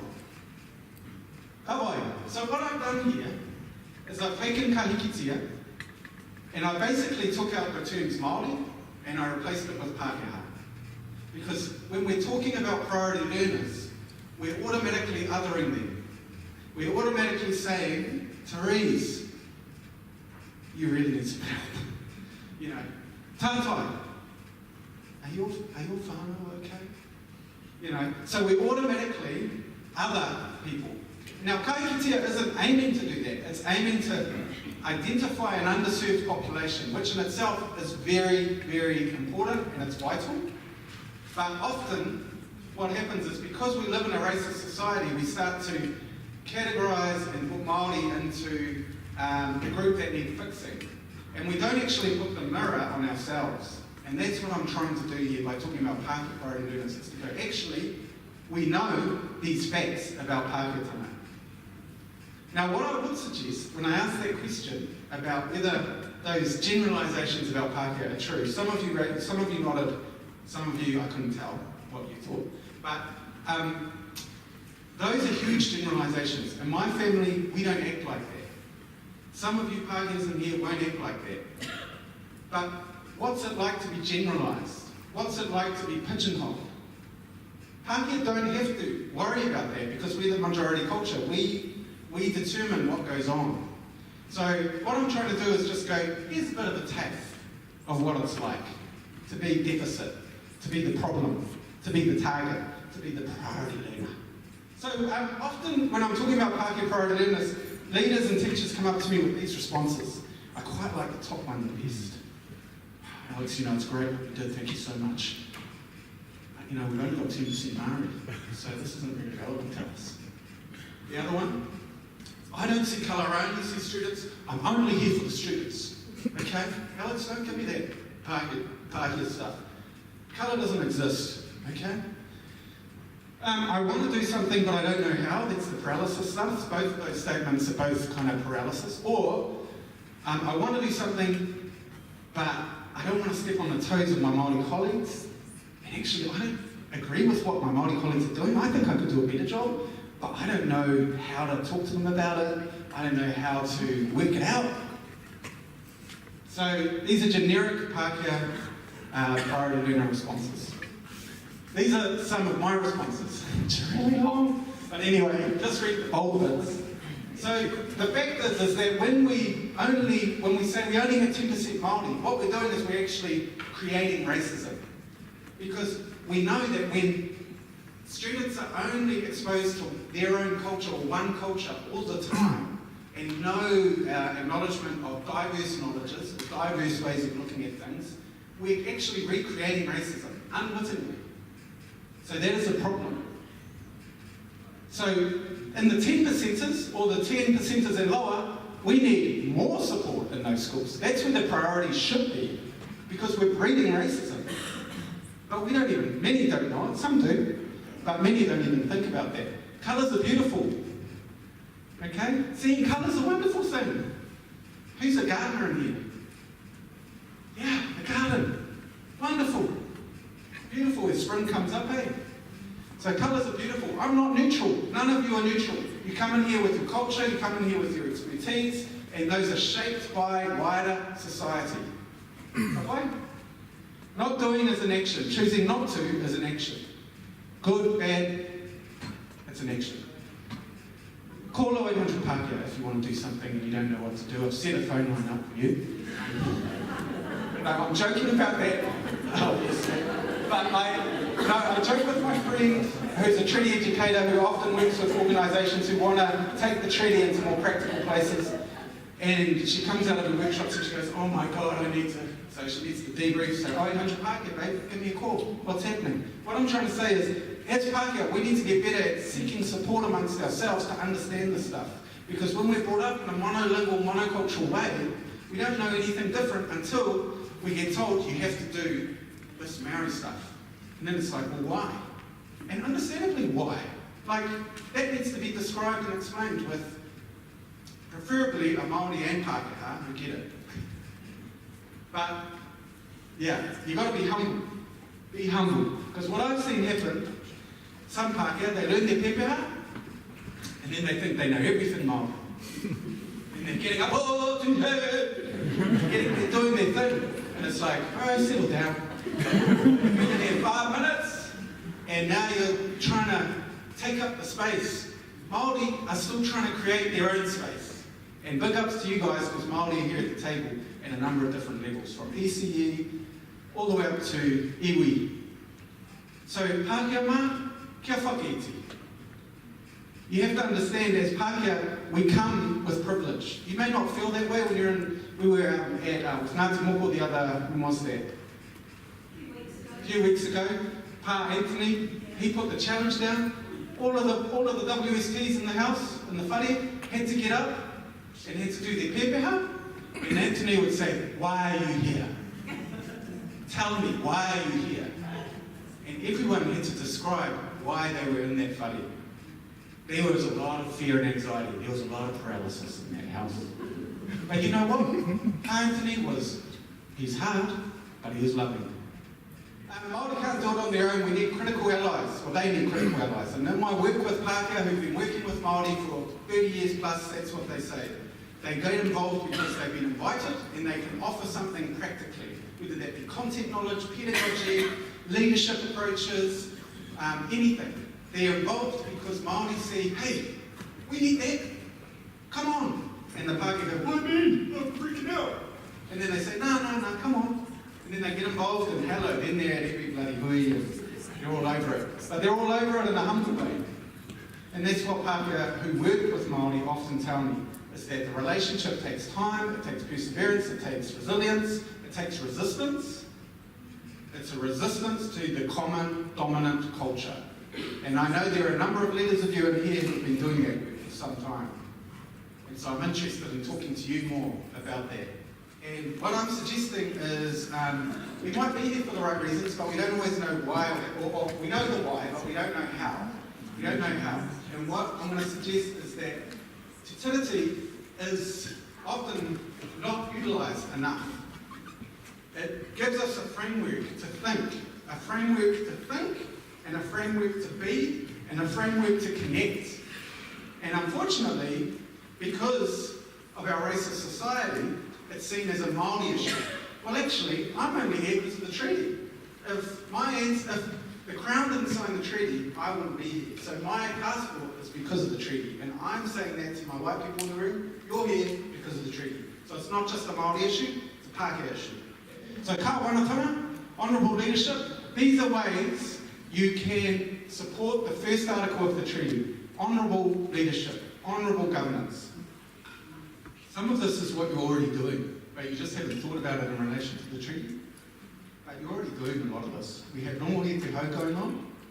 We've got PLD planning that's underway. It's actually all treaty-based stuff. You'll be doing other things in your own schools. You've got a number of initiatives in your own schools. I know there's a TLIF in the house, Teacher-led Innovation Fund in the house. There's project-based learning stuff going on.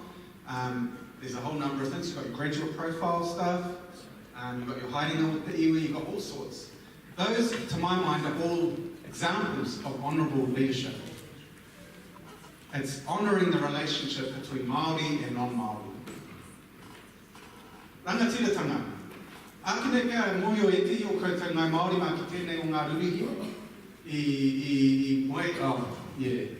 I mate, i te timatanga o te taupea, ko wareware i tēnei kua. Tēnā kui. Ko Tirikawa tēnei. Tirikawa Ohia. This is Tirikawa Ohia, one of the taniwha of Ngā Pōtiki. She was at our kohanga when I was little, and she used to... You know, she used to tell us off, and she used to do a number of other things to us. But you know what? Then she'd do, she'd go, oh, kia ora, boy, kia ora, Alex, and give me a big cuddle. And then grab I was a bit of a fatty, so she'd grab my cheeks, and she'd grab my cheeks, and I'd get really sore cheeks. And you kill it quick. You know, and Tirikawa was the epitome of rangatiratanga. She was a leader of her people. She gave and gave and gave. She put up with racism. She put up with being ignored. She put up with people being afraid of her. And she just kept on giving. So these are some examples. All of these examples, by the way, are based on evidence, and you'll be getting a copy of all the evidence I've used in this presentation. So those are some examples of the evidence that rangatiratanga can fall under. And I'm not saying these are the three things that rangatiratanga, these are some snippets. Like I said, I don't have all the answers. Heaps of you might have, or heaps of you, some of you may have very good answers. Okay. Number 3, mōretetanga, focus on equity. Mary and Therese talked about mana mōrete. Similar concept here. What we really want to end up in rangatiratanga is the main one, where Māori can do what they want, how they want. Whānau hapu can do what they want, how they want. And Pākehā, we can do that too, and then we meet in the middle. That's where we ultimately want to get. But at the moment, we're working with equity, because equity is the most practical thing we can do. And so these are some examples of equity. and there's a photo of my uncle and some of my family at the marae. Kapai, fourth article. A lot of people don't know about the fourth article. It's the spoken promise, it's the religious and cultural freedoms.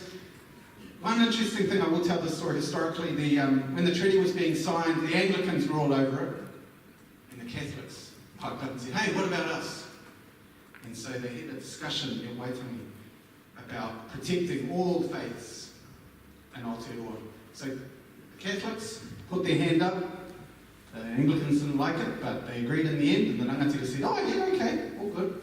So there's this fourth article, it's called the Spoken Promise. And it's related, all of the articles are related to some degree. But what I'm saying here is in this one, we want to think about the existing initiatives that are in place. Because we don't have to recreate the whole wheel, but we need to think in new ways about the initiatives that are under. So PB4L, for example, is I was involved in an evaluation of the school-wide initiative, and it's I saw 7 examples of awesome practice in schools, but there was nothing really explicitly linked to the treaty. And I was like, there could be, but we don't do that because we're paralysed, and we don't think about how the articles might actually inform the development of a PBL approach. Same with sexuality education, universal design for learning. There's a whole lot of great stuff. In fact, New Zealand's very good at doing 1,001 things and then dropping it. He laughs there. Takeaway messages. I'm cruising down now. 5 minutes. Okay, these are my main messages. For your call, I'm encouraging you to think about, and you've already done some of this work, but I think it's still really important that this call be explicit about why. You've got to be really explicit. I was sitting over here with some principals and some school leaders, and I was just asking them, some of my colleagues were saying, we're trying to engage with whānau, but we've only had a few pick up. And then another one said, well, we have a really good successful approach. And I asked, well, why is that? And he said, because we go out, we meet with them, we build the trust, and it's not easy because some of the iwi don't get along, but we acknowledge that, and we just keep working with the imperfect nature, because we're all imperfect. We're living in imperfect times. We have Donald Trump. We have all sorts of imperfections. So, yeah, if the call is explicit about what it's doing, awesome. The treaty says that the Crown is a partner, right? A signatorial. Oh gosh. Anyway, as the Crown established the Ministry of Education, and so as schools are treaty partners. Schools are treaty partners. They don't often recognise that, but you are representatives of the Crown, Her Majesty Queen Elizabeth. Okay? So, I've already said this, but strategically plan, link up your initiatives. This is Joan McDonald, who passed away 2 years ago. We recently had a memorial for her. She was a very small woman in stature. She was probably 5'2", and quite small, literally small. But she was an amazing treaty educator because she was soft when she needed to be soft, and she was hard when she needed to be hard.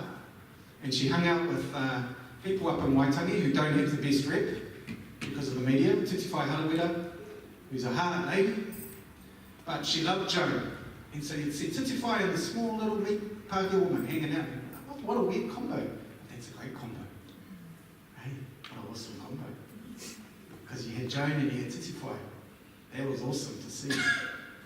And so I just want to acknowledge Joan, because I don't come here without the mentorship and support of many Pākehā and some Māori, but mainly Mahonki, who've been supporting me. And we're a fringy, weird group, but we're all good. Anyway, these are my key messages. Test your assumptions. Think about multiple perspectives. When I was at Puke High, we talked about that. I think that was my takeaway. Was when you're planning, think about knowledges that aren't included in the curriculum, and how can you ensure that Māori knowledge, for example, is included. Just stop and think. And there's Albert. What a guy. It's very easy to reproduce racism. We reproduce it all the time. I see it daily. When my wife's profiled, I'm not profiled. and I'm sitting in meetings and I'm being listened to, my Māori colleagues aren't being listened to. We don't need to. We constructed the system, let's take it apart and put a new one together. And that's what we're doing here, right now, within an imperfect system. This woman, Ani Mikaere, some of you may know who she is. She's, I'm reading her thesis at the moment. She writes with purpose and anger, and it's so riveting. And this is what she suggests for Pākehā. And what I really like is the last bit, I mean all of it, but the last bit is a leap of faith. And I'm talking about faith in a general sense, not just about religion, although that may be part of it.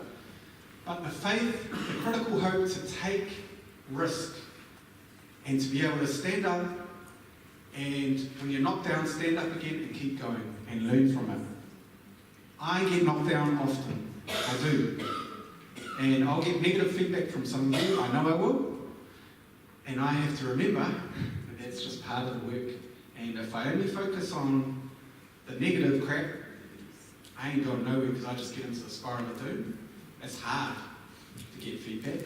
It's an art to receive it well.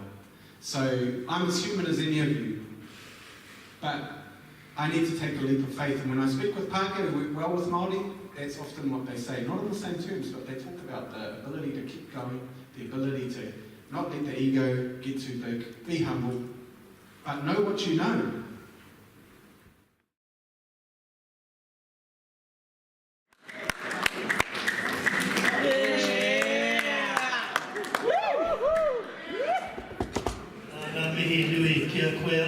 I'm just going to swap languages for a minute to Irish Gaelic. Ko rā mot agat, ko rā mot agat. Thank you very much, Alex, for your kōrero. Lots of takeaways. Number one, we have the clues. We don't have all the answers. There's no experts, but we do have the clues. I love the way you challenge our thinking, and that's your role. Please keep challenging us. Don't be a stranger here in Te Puke. Okay, you spoke about honourable leadership. Great stuff. Governance. There's some work to do here. You talked about being explicit about what we're doing. We are treaty partners. We won't forget. There's lots of work on us, Alex. From the bottom of my heart and all of the Te Puke, Cole, and teachers and community and all the kids. We thank you very much for your delivery here today. Paki for Alex.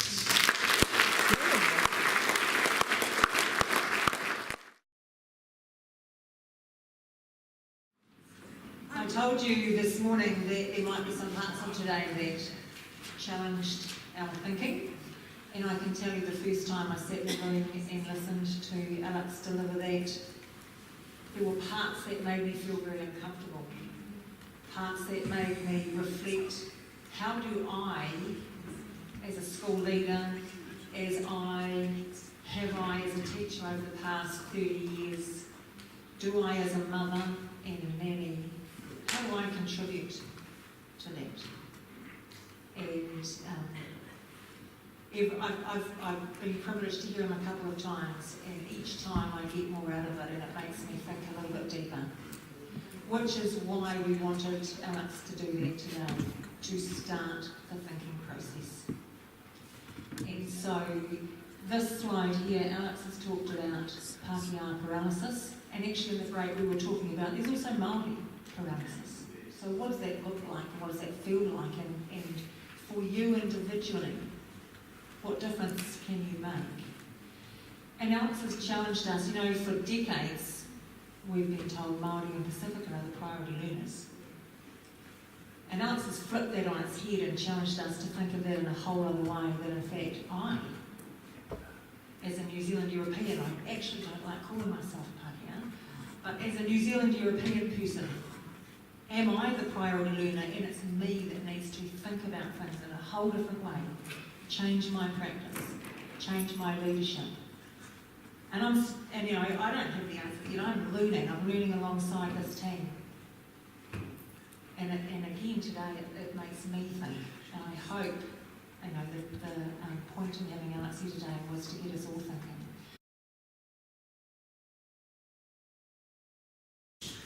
So I've got some notes on conscientisation. It can happen really gradually, or it can be revolutionary, like a light bulb switching on. And when we see things from different perspectives, from other people's reality, that's how we become more conscious and we change our consciousness. So that's what conscientisation is. So I wanted to show you that because some of us will be feeling a little bit shocked.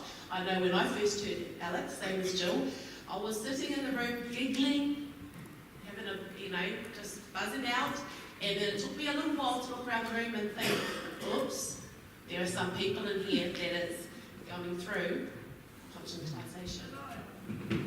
So it was really important that we had a bit of a cordial. I do want to bring Therese in here because she's going to give you like a bigger picture about what's happening nationwide. Kia ora anō. I just want to, and even make the connect around this notion of conscientisation. So we've been really careful, we try to be really careful and not bring in too much of our academia and that academic kitty that kind of sits there with the research in the university, but conscientisation is part of critical theory and critical pedagogy for any of you who have done reading in that area. So Paulo Freire certainly was the person who introduced me to this notion of conscientisation, and he's got lots of interesting long words to describe that, but as Tatai said, a disruption in my thinking. When our thinking is disrupted, and Jill talked about this at the beginning of the day, and Alex returned to it through his presentation, we make choices about what we do, about the fact that we've become more aware of something we didn't know before. And some of those choices, we might become conscious, and as Alex said, we might become paralysed and do nothing. We might decide actually we need to learn more about that and drill down deeper and become more and more and more conscious. So we're spiralling around in conscientisation, but still not do anything. Or we can make a choice to respond to that conscientisation and do something. And the doing something in critical theory is understood a bit, it's the same word. Up here we're talking about resistance, which is, I heard what Alex said, but it doesn't apply to me. I'm going to resist that, and as soon as I get out of there, hopefully it'll fall out. And I'm going to resist that I heard those messages. In critical theory, same word, resistance, but resistance is about different behaviour. I became conscientised, my thinking changed. In resistance, I do something different. My behaviour changes.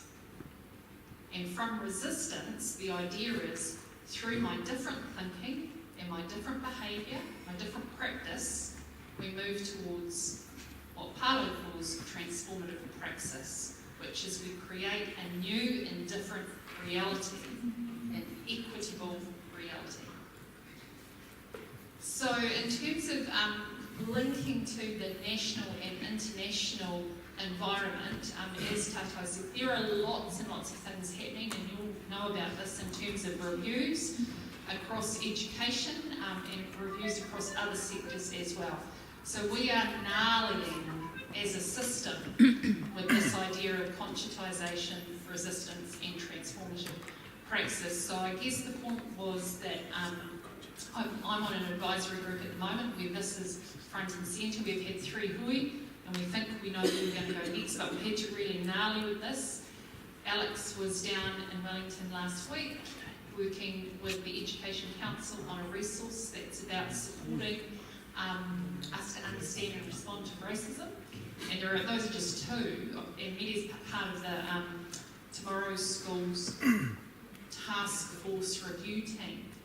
And these are front and centre in their conversations as well. So the conversation that we're having today here in Te Puke is the conversation that's happening at every level of government and actually on the international scene as well. So just wanting you to know that I'm picking on you.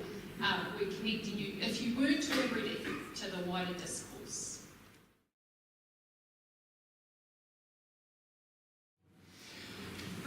want to do a little bit of sharing with you around some of our Rongohia Te Hau's data. And on your table, you have two A3 pieces that have got these two spider webs on them. You have another graph as well, just leave that one to the side for now. The 2 pages are so that at one end of the table you can have one, and the other one at the other end of the table so everybody can see.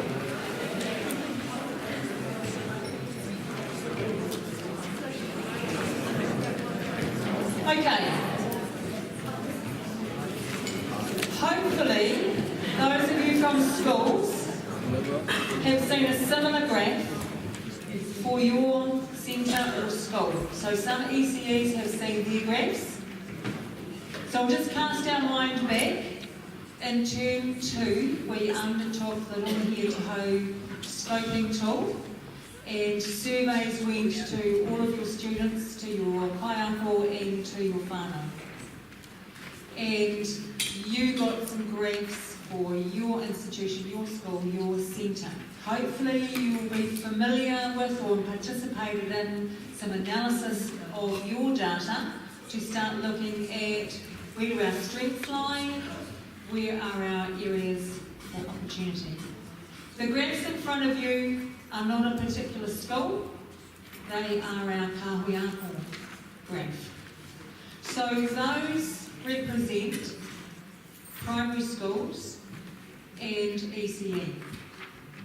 So the high school data, they're on a slightly different schedule to us, so their data is not in that spider graph at the moment, but the next time we see our coal-wide data, they will be.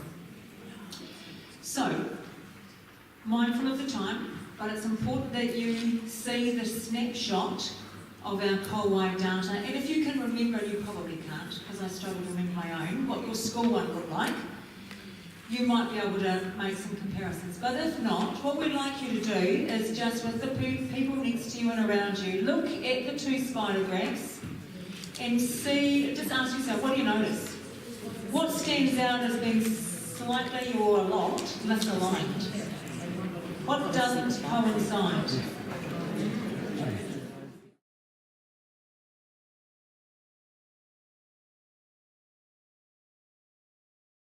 And kōrero a little bit about themselves, and they will be asked some pathways and questions. So they're going to be put in the hot seat this afternoon and be able to share their kōrero. Kia ora, nau mai.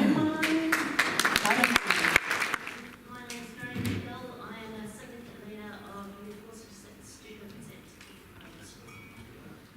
at Kia ora koutou, ko ngā pui me ngā tīwhātua o ku iwi, engari e noha nau ki tairanga moana I Nainei, ko Roberta Moringa tōku ingoa, and I'm in the ECE sector, home-based, and I'm also one of the reps, the ECE reps, and my 2 colleagues are here, Michelle and Debbie Dagger, are also the other 2 ECE reps on the Kahui Ako. Kia ora no tātai, ko Robin tōku ingoa, he kai ako ki te kura o Makitu. Tēnā no te whānau he uri aro tēnei no Ngāti Tūwhare toa te aroa Ngāti Raukawa Mōhoki. Ka puri atu ahau ki tētahi kuki airani, ka puta mai a maua nei Tamaruki Toko Rima, Hula Hakas. And I'm the kaiako reo Māori at Te Puke High School. I'm the soul Pākehā Maori.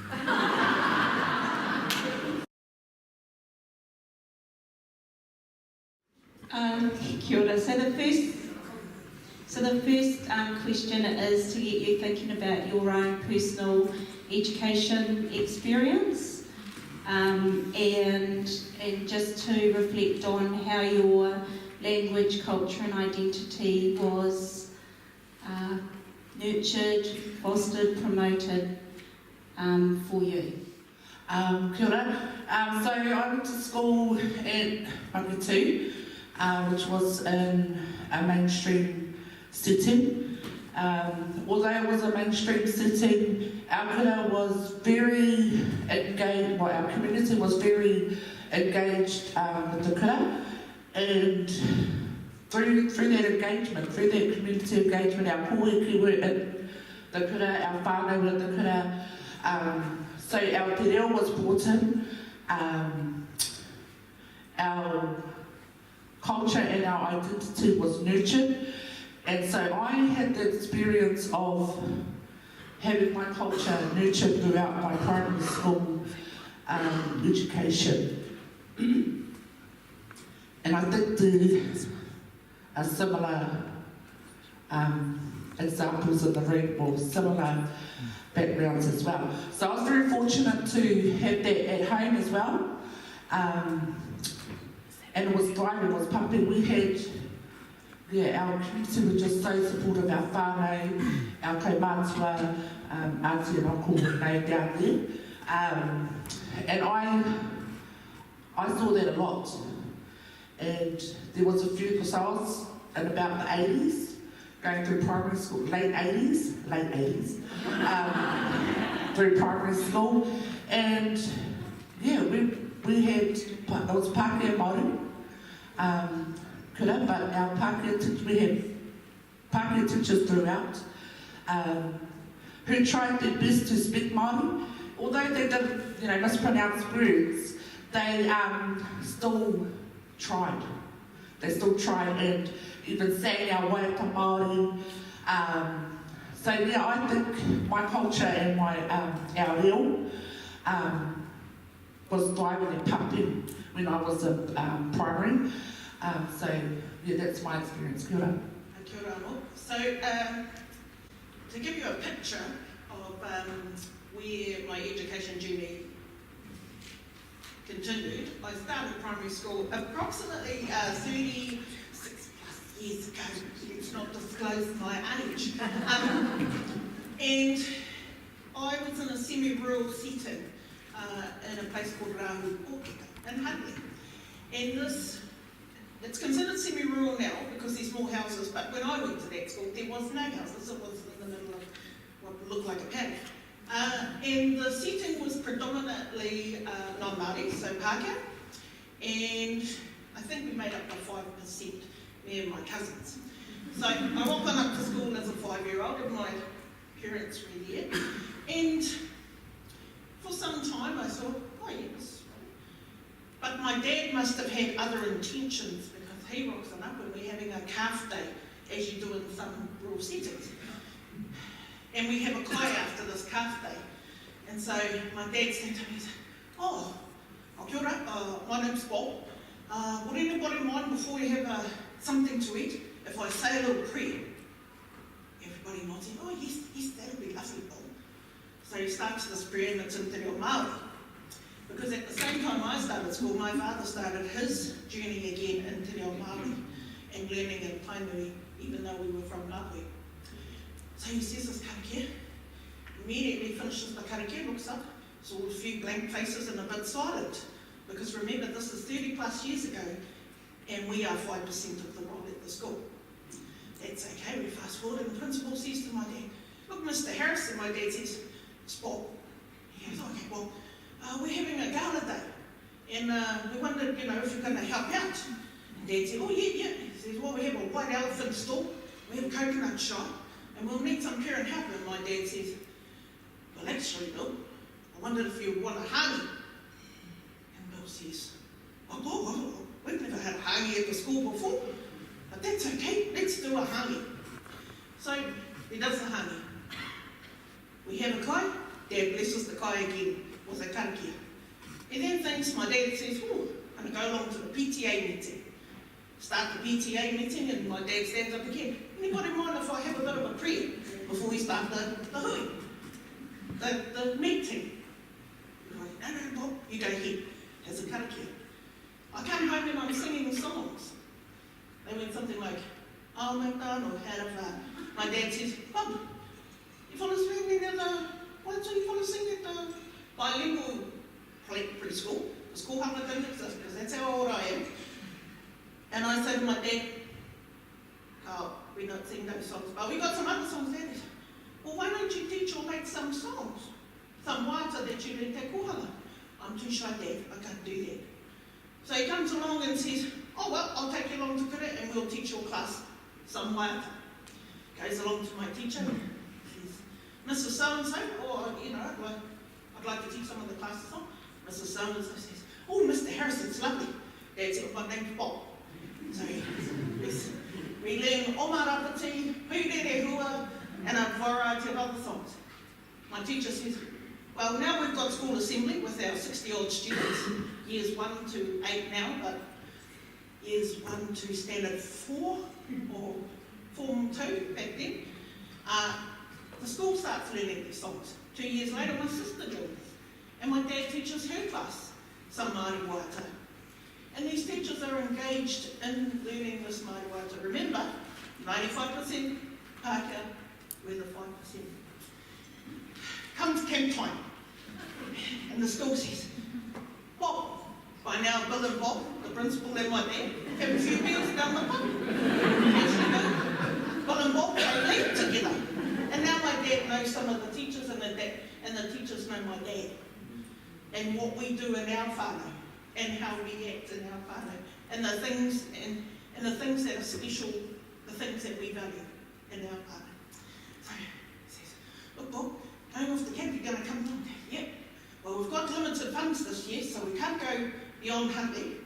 One of the parents in the PTA says, well, why don't we go to that place where all the Maoris go? You know, you've got good sleeping arrangements there. My dad says, you mean the marae? Yes, Bob. Yes. My dad said, yep, okay, we'll go to the marae. All the parents are excited, and we're all a bit excited because for 95% of the school, they haven't been to the marae. This is Wāhi Pā in Huntley. So we go over there. We go on to the marae, there's a pōheri. We now know some waiata in Māori, so my dad gets up to me. My dad is a regular at Wāhi Pā, as am I, because Dad belongs to Tani Wharai at the time. Yeah. So we stay at the marae, and the school learns about Pai Māori, and it learns about collecting tuna in the awa that runs behind the marae. Now in Waikato Tainui, collecting tuna is very important. It's a cultural norm, in fact. So we go back to school, and the principal says, gee Bob, that was good camp, Bob. Obviously over a few beers. He says, now one of the things I learned there, Bob, was about the taniwha. And I wondered, Bob, would we be able to put that on our front wall of our school neighbours? You know, so that it shows that we know where we come from. Remember, this was 35 plus years ago. So we paint the taniwha on the front of our school at Kimi here. And that taniwha got a few repaintings after a few years because the paint was a bit rubbish, but you get the gist of it. So that was the context of my schooling in about five or 6 years, because we then moved to South Auckland, Apatoi for the rest of that time. But what I knew about those teachers then, that I've looked at and reflected on in my own journey as a teacher, is their transformative way of teaching, their ability to take on my whānau values, morals, beliefs, culture, and interpret that and deliver that throughout that school. I'm not going to talk about the South Auckland context because it's very difficult. I don't have a big cool story like that. I was lucky enough to go to a primary school that actually is similar in that my parents were heavily involved, so it was close enough that we could bike to school or walk to school, and it was the sort of school where mum and dad, or mum or dad, would come on our school camps or be the person that sat there while people threw sponges at the school fair and the water fell on them. And I suppose having them there and having a lot of our friends in the community also really heavily involved in my primary schooling made primary school feel like an extension of what I had at home, which obviously makes me a really lucky person. Intermediate school, which I did love as well, was a little bit different because I was quite bored a lot of the time, and I used to be sent to the student council meetings, even though I wasn't on the student council.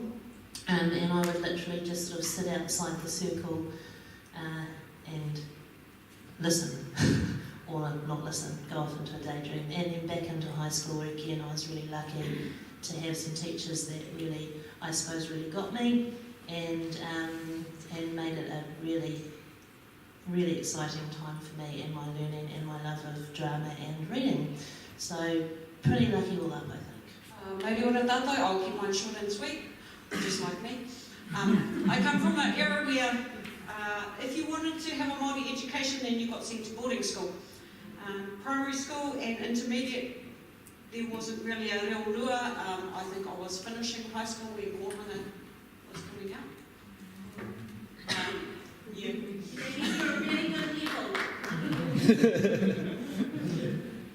So we, as most of Māori community did back then, we packed all of our kids in the Ford Valiant, and we all kind of traipsed along the way, either to St Joe's, Te Aute College, Hotopaora, depending on which part of New Zealand you came from, and that was where we had our Māori education. Primary school was an interesting endeavour. I'm the fresh princess of a place called Flaxmere. So I got moved on out of Flaxmere by my mother's oldest brother, who became my karaua, as my karaua died in World War II. And I was homeschooled in a place called Hātepe, just off the shores of Lake Taupo, by my karaua. So schooling from then on was a little bit different in terms of physics was now, how did you swing that poi? See how that poi moved? Yeah, that's physics in motion. Okay, so my education was a little bit different. It came from a tirohana Māori. Everything was, okay, we're having science today. Okay, so we're going out and we're going to go plant some kumara. Now you plant that kumara down there and you plant it to the east and you only plant it at dawn. And you only plant it on this day. So my knowledge is a little bit different than what most classrooms were. St Joe's was a little bit different. Our language and everything was taught around Catholicism. So yes, that was the only place you could have reo and tikanga, but it was different. It was also very blended with the Catholic faith. It wasn't until varsity that the real me got to flourish, but that's a different journey.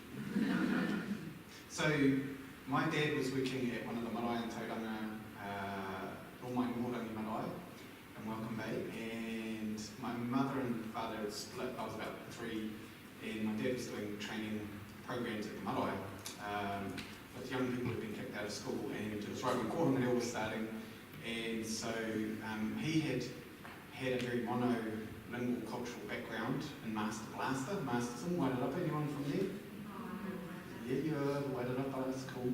Anyway, and he wanted to give us, his kids, a different experience, because I'm often asked, how come they sent you to Kohanga, and blah, blah, blah.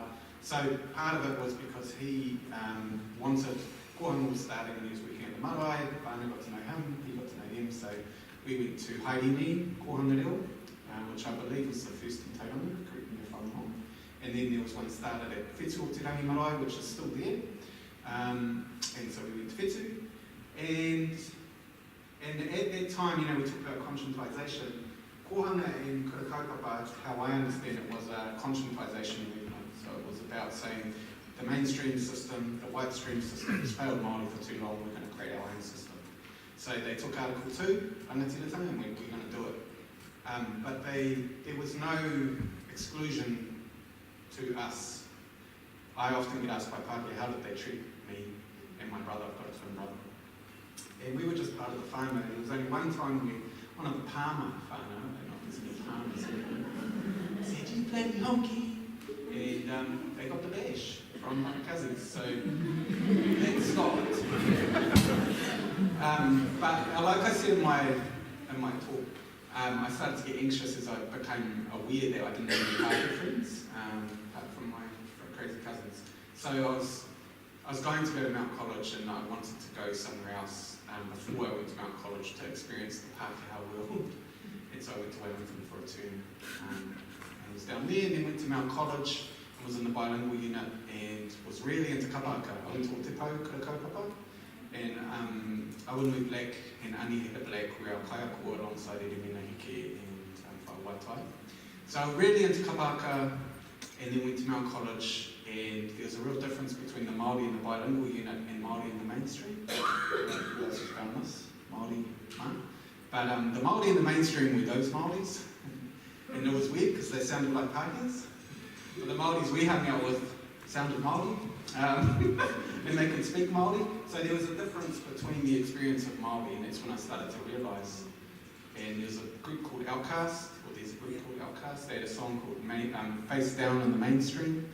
We used to play that because all the mainstreamers were different from us in our college. Anyway, stopped doing kapaka because I got made fun of because I was a lanky, long-haired, honky, going hard, and got made fun of quite a lot. And so, yeah, it was interesting. I went longer. Yeah, Ngāmihi. We chose them because they've all had completely different experiences at school. So I guess the crutch is, in your opinion, what is one thing that our teachers and our kahui ako might do that could nurture the Māori order for all our learners? Pronounce the names properly. Just know your children, know the people that you're teaching, know them properly, and allow them to know you.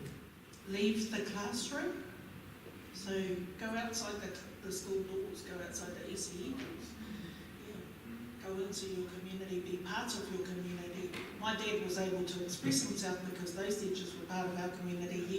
We were part of our community. Karakia, karakia, karakia. Also, just wanted to add, student voice, listening to student voice, actually listening, not listening, talk and not listening, actively listening to the student voice.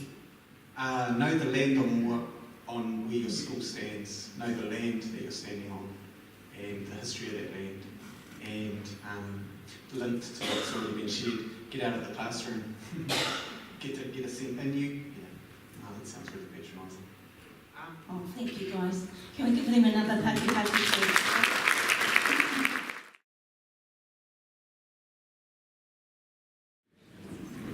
Ako? Kia ora everyone. So I'm Tātai Tāpurimita. I'm from Fairhaven School, and this is our beautiful lead team in Nicole. We've been developing our knowledge of mana whenua, local knowledge, and we know that one of the best ways for tamariki to learn new knowledge is through waiata. So we are going to share a waiata with you, and we want, I think this is an energizer, so we want everybody to stand up and join it.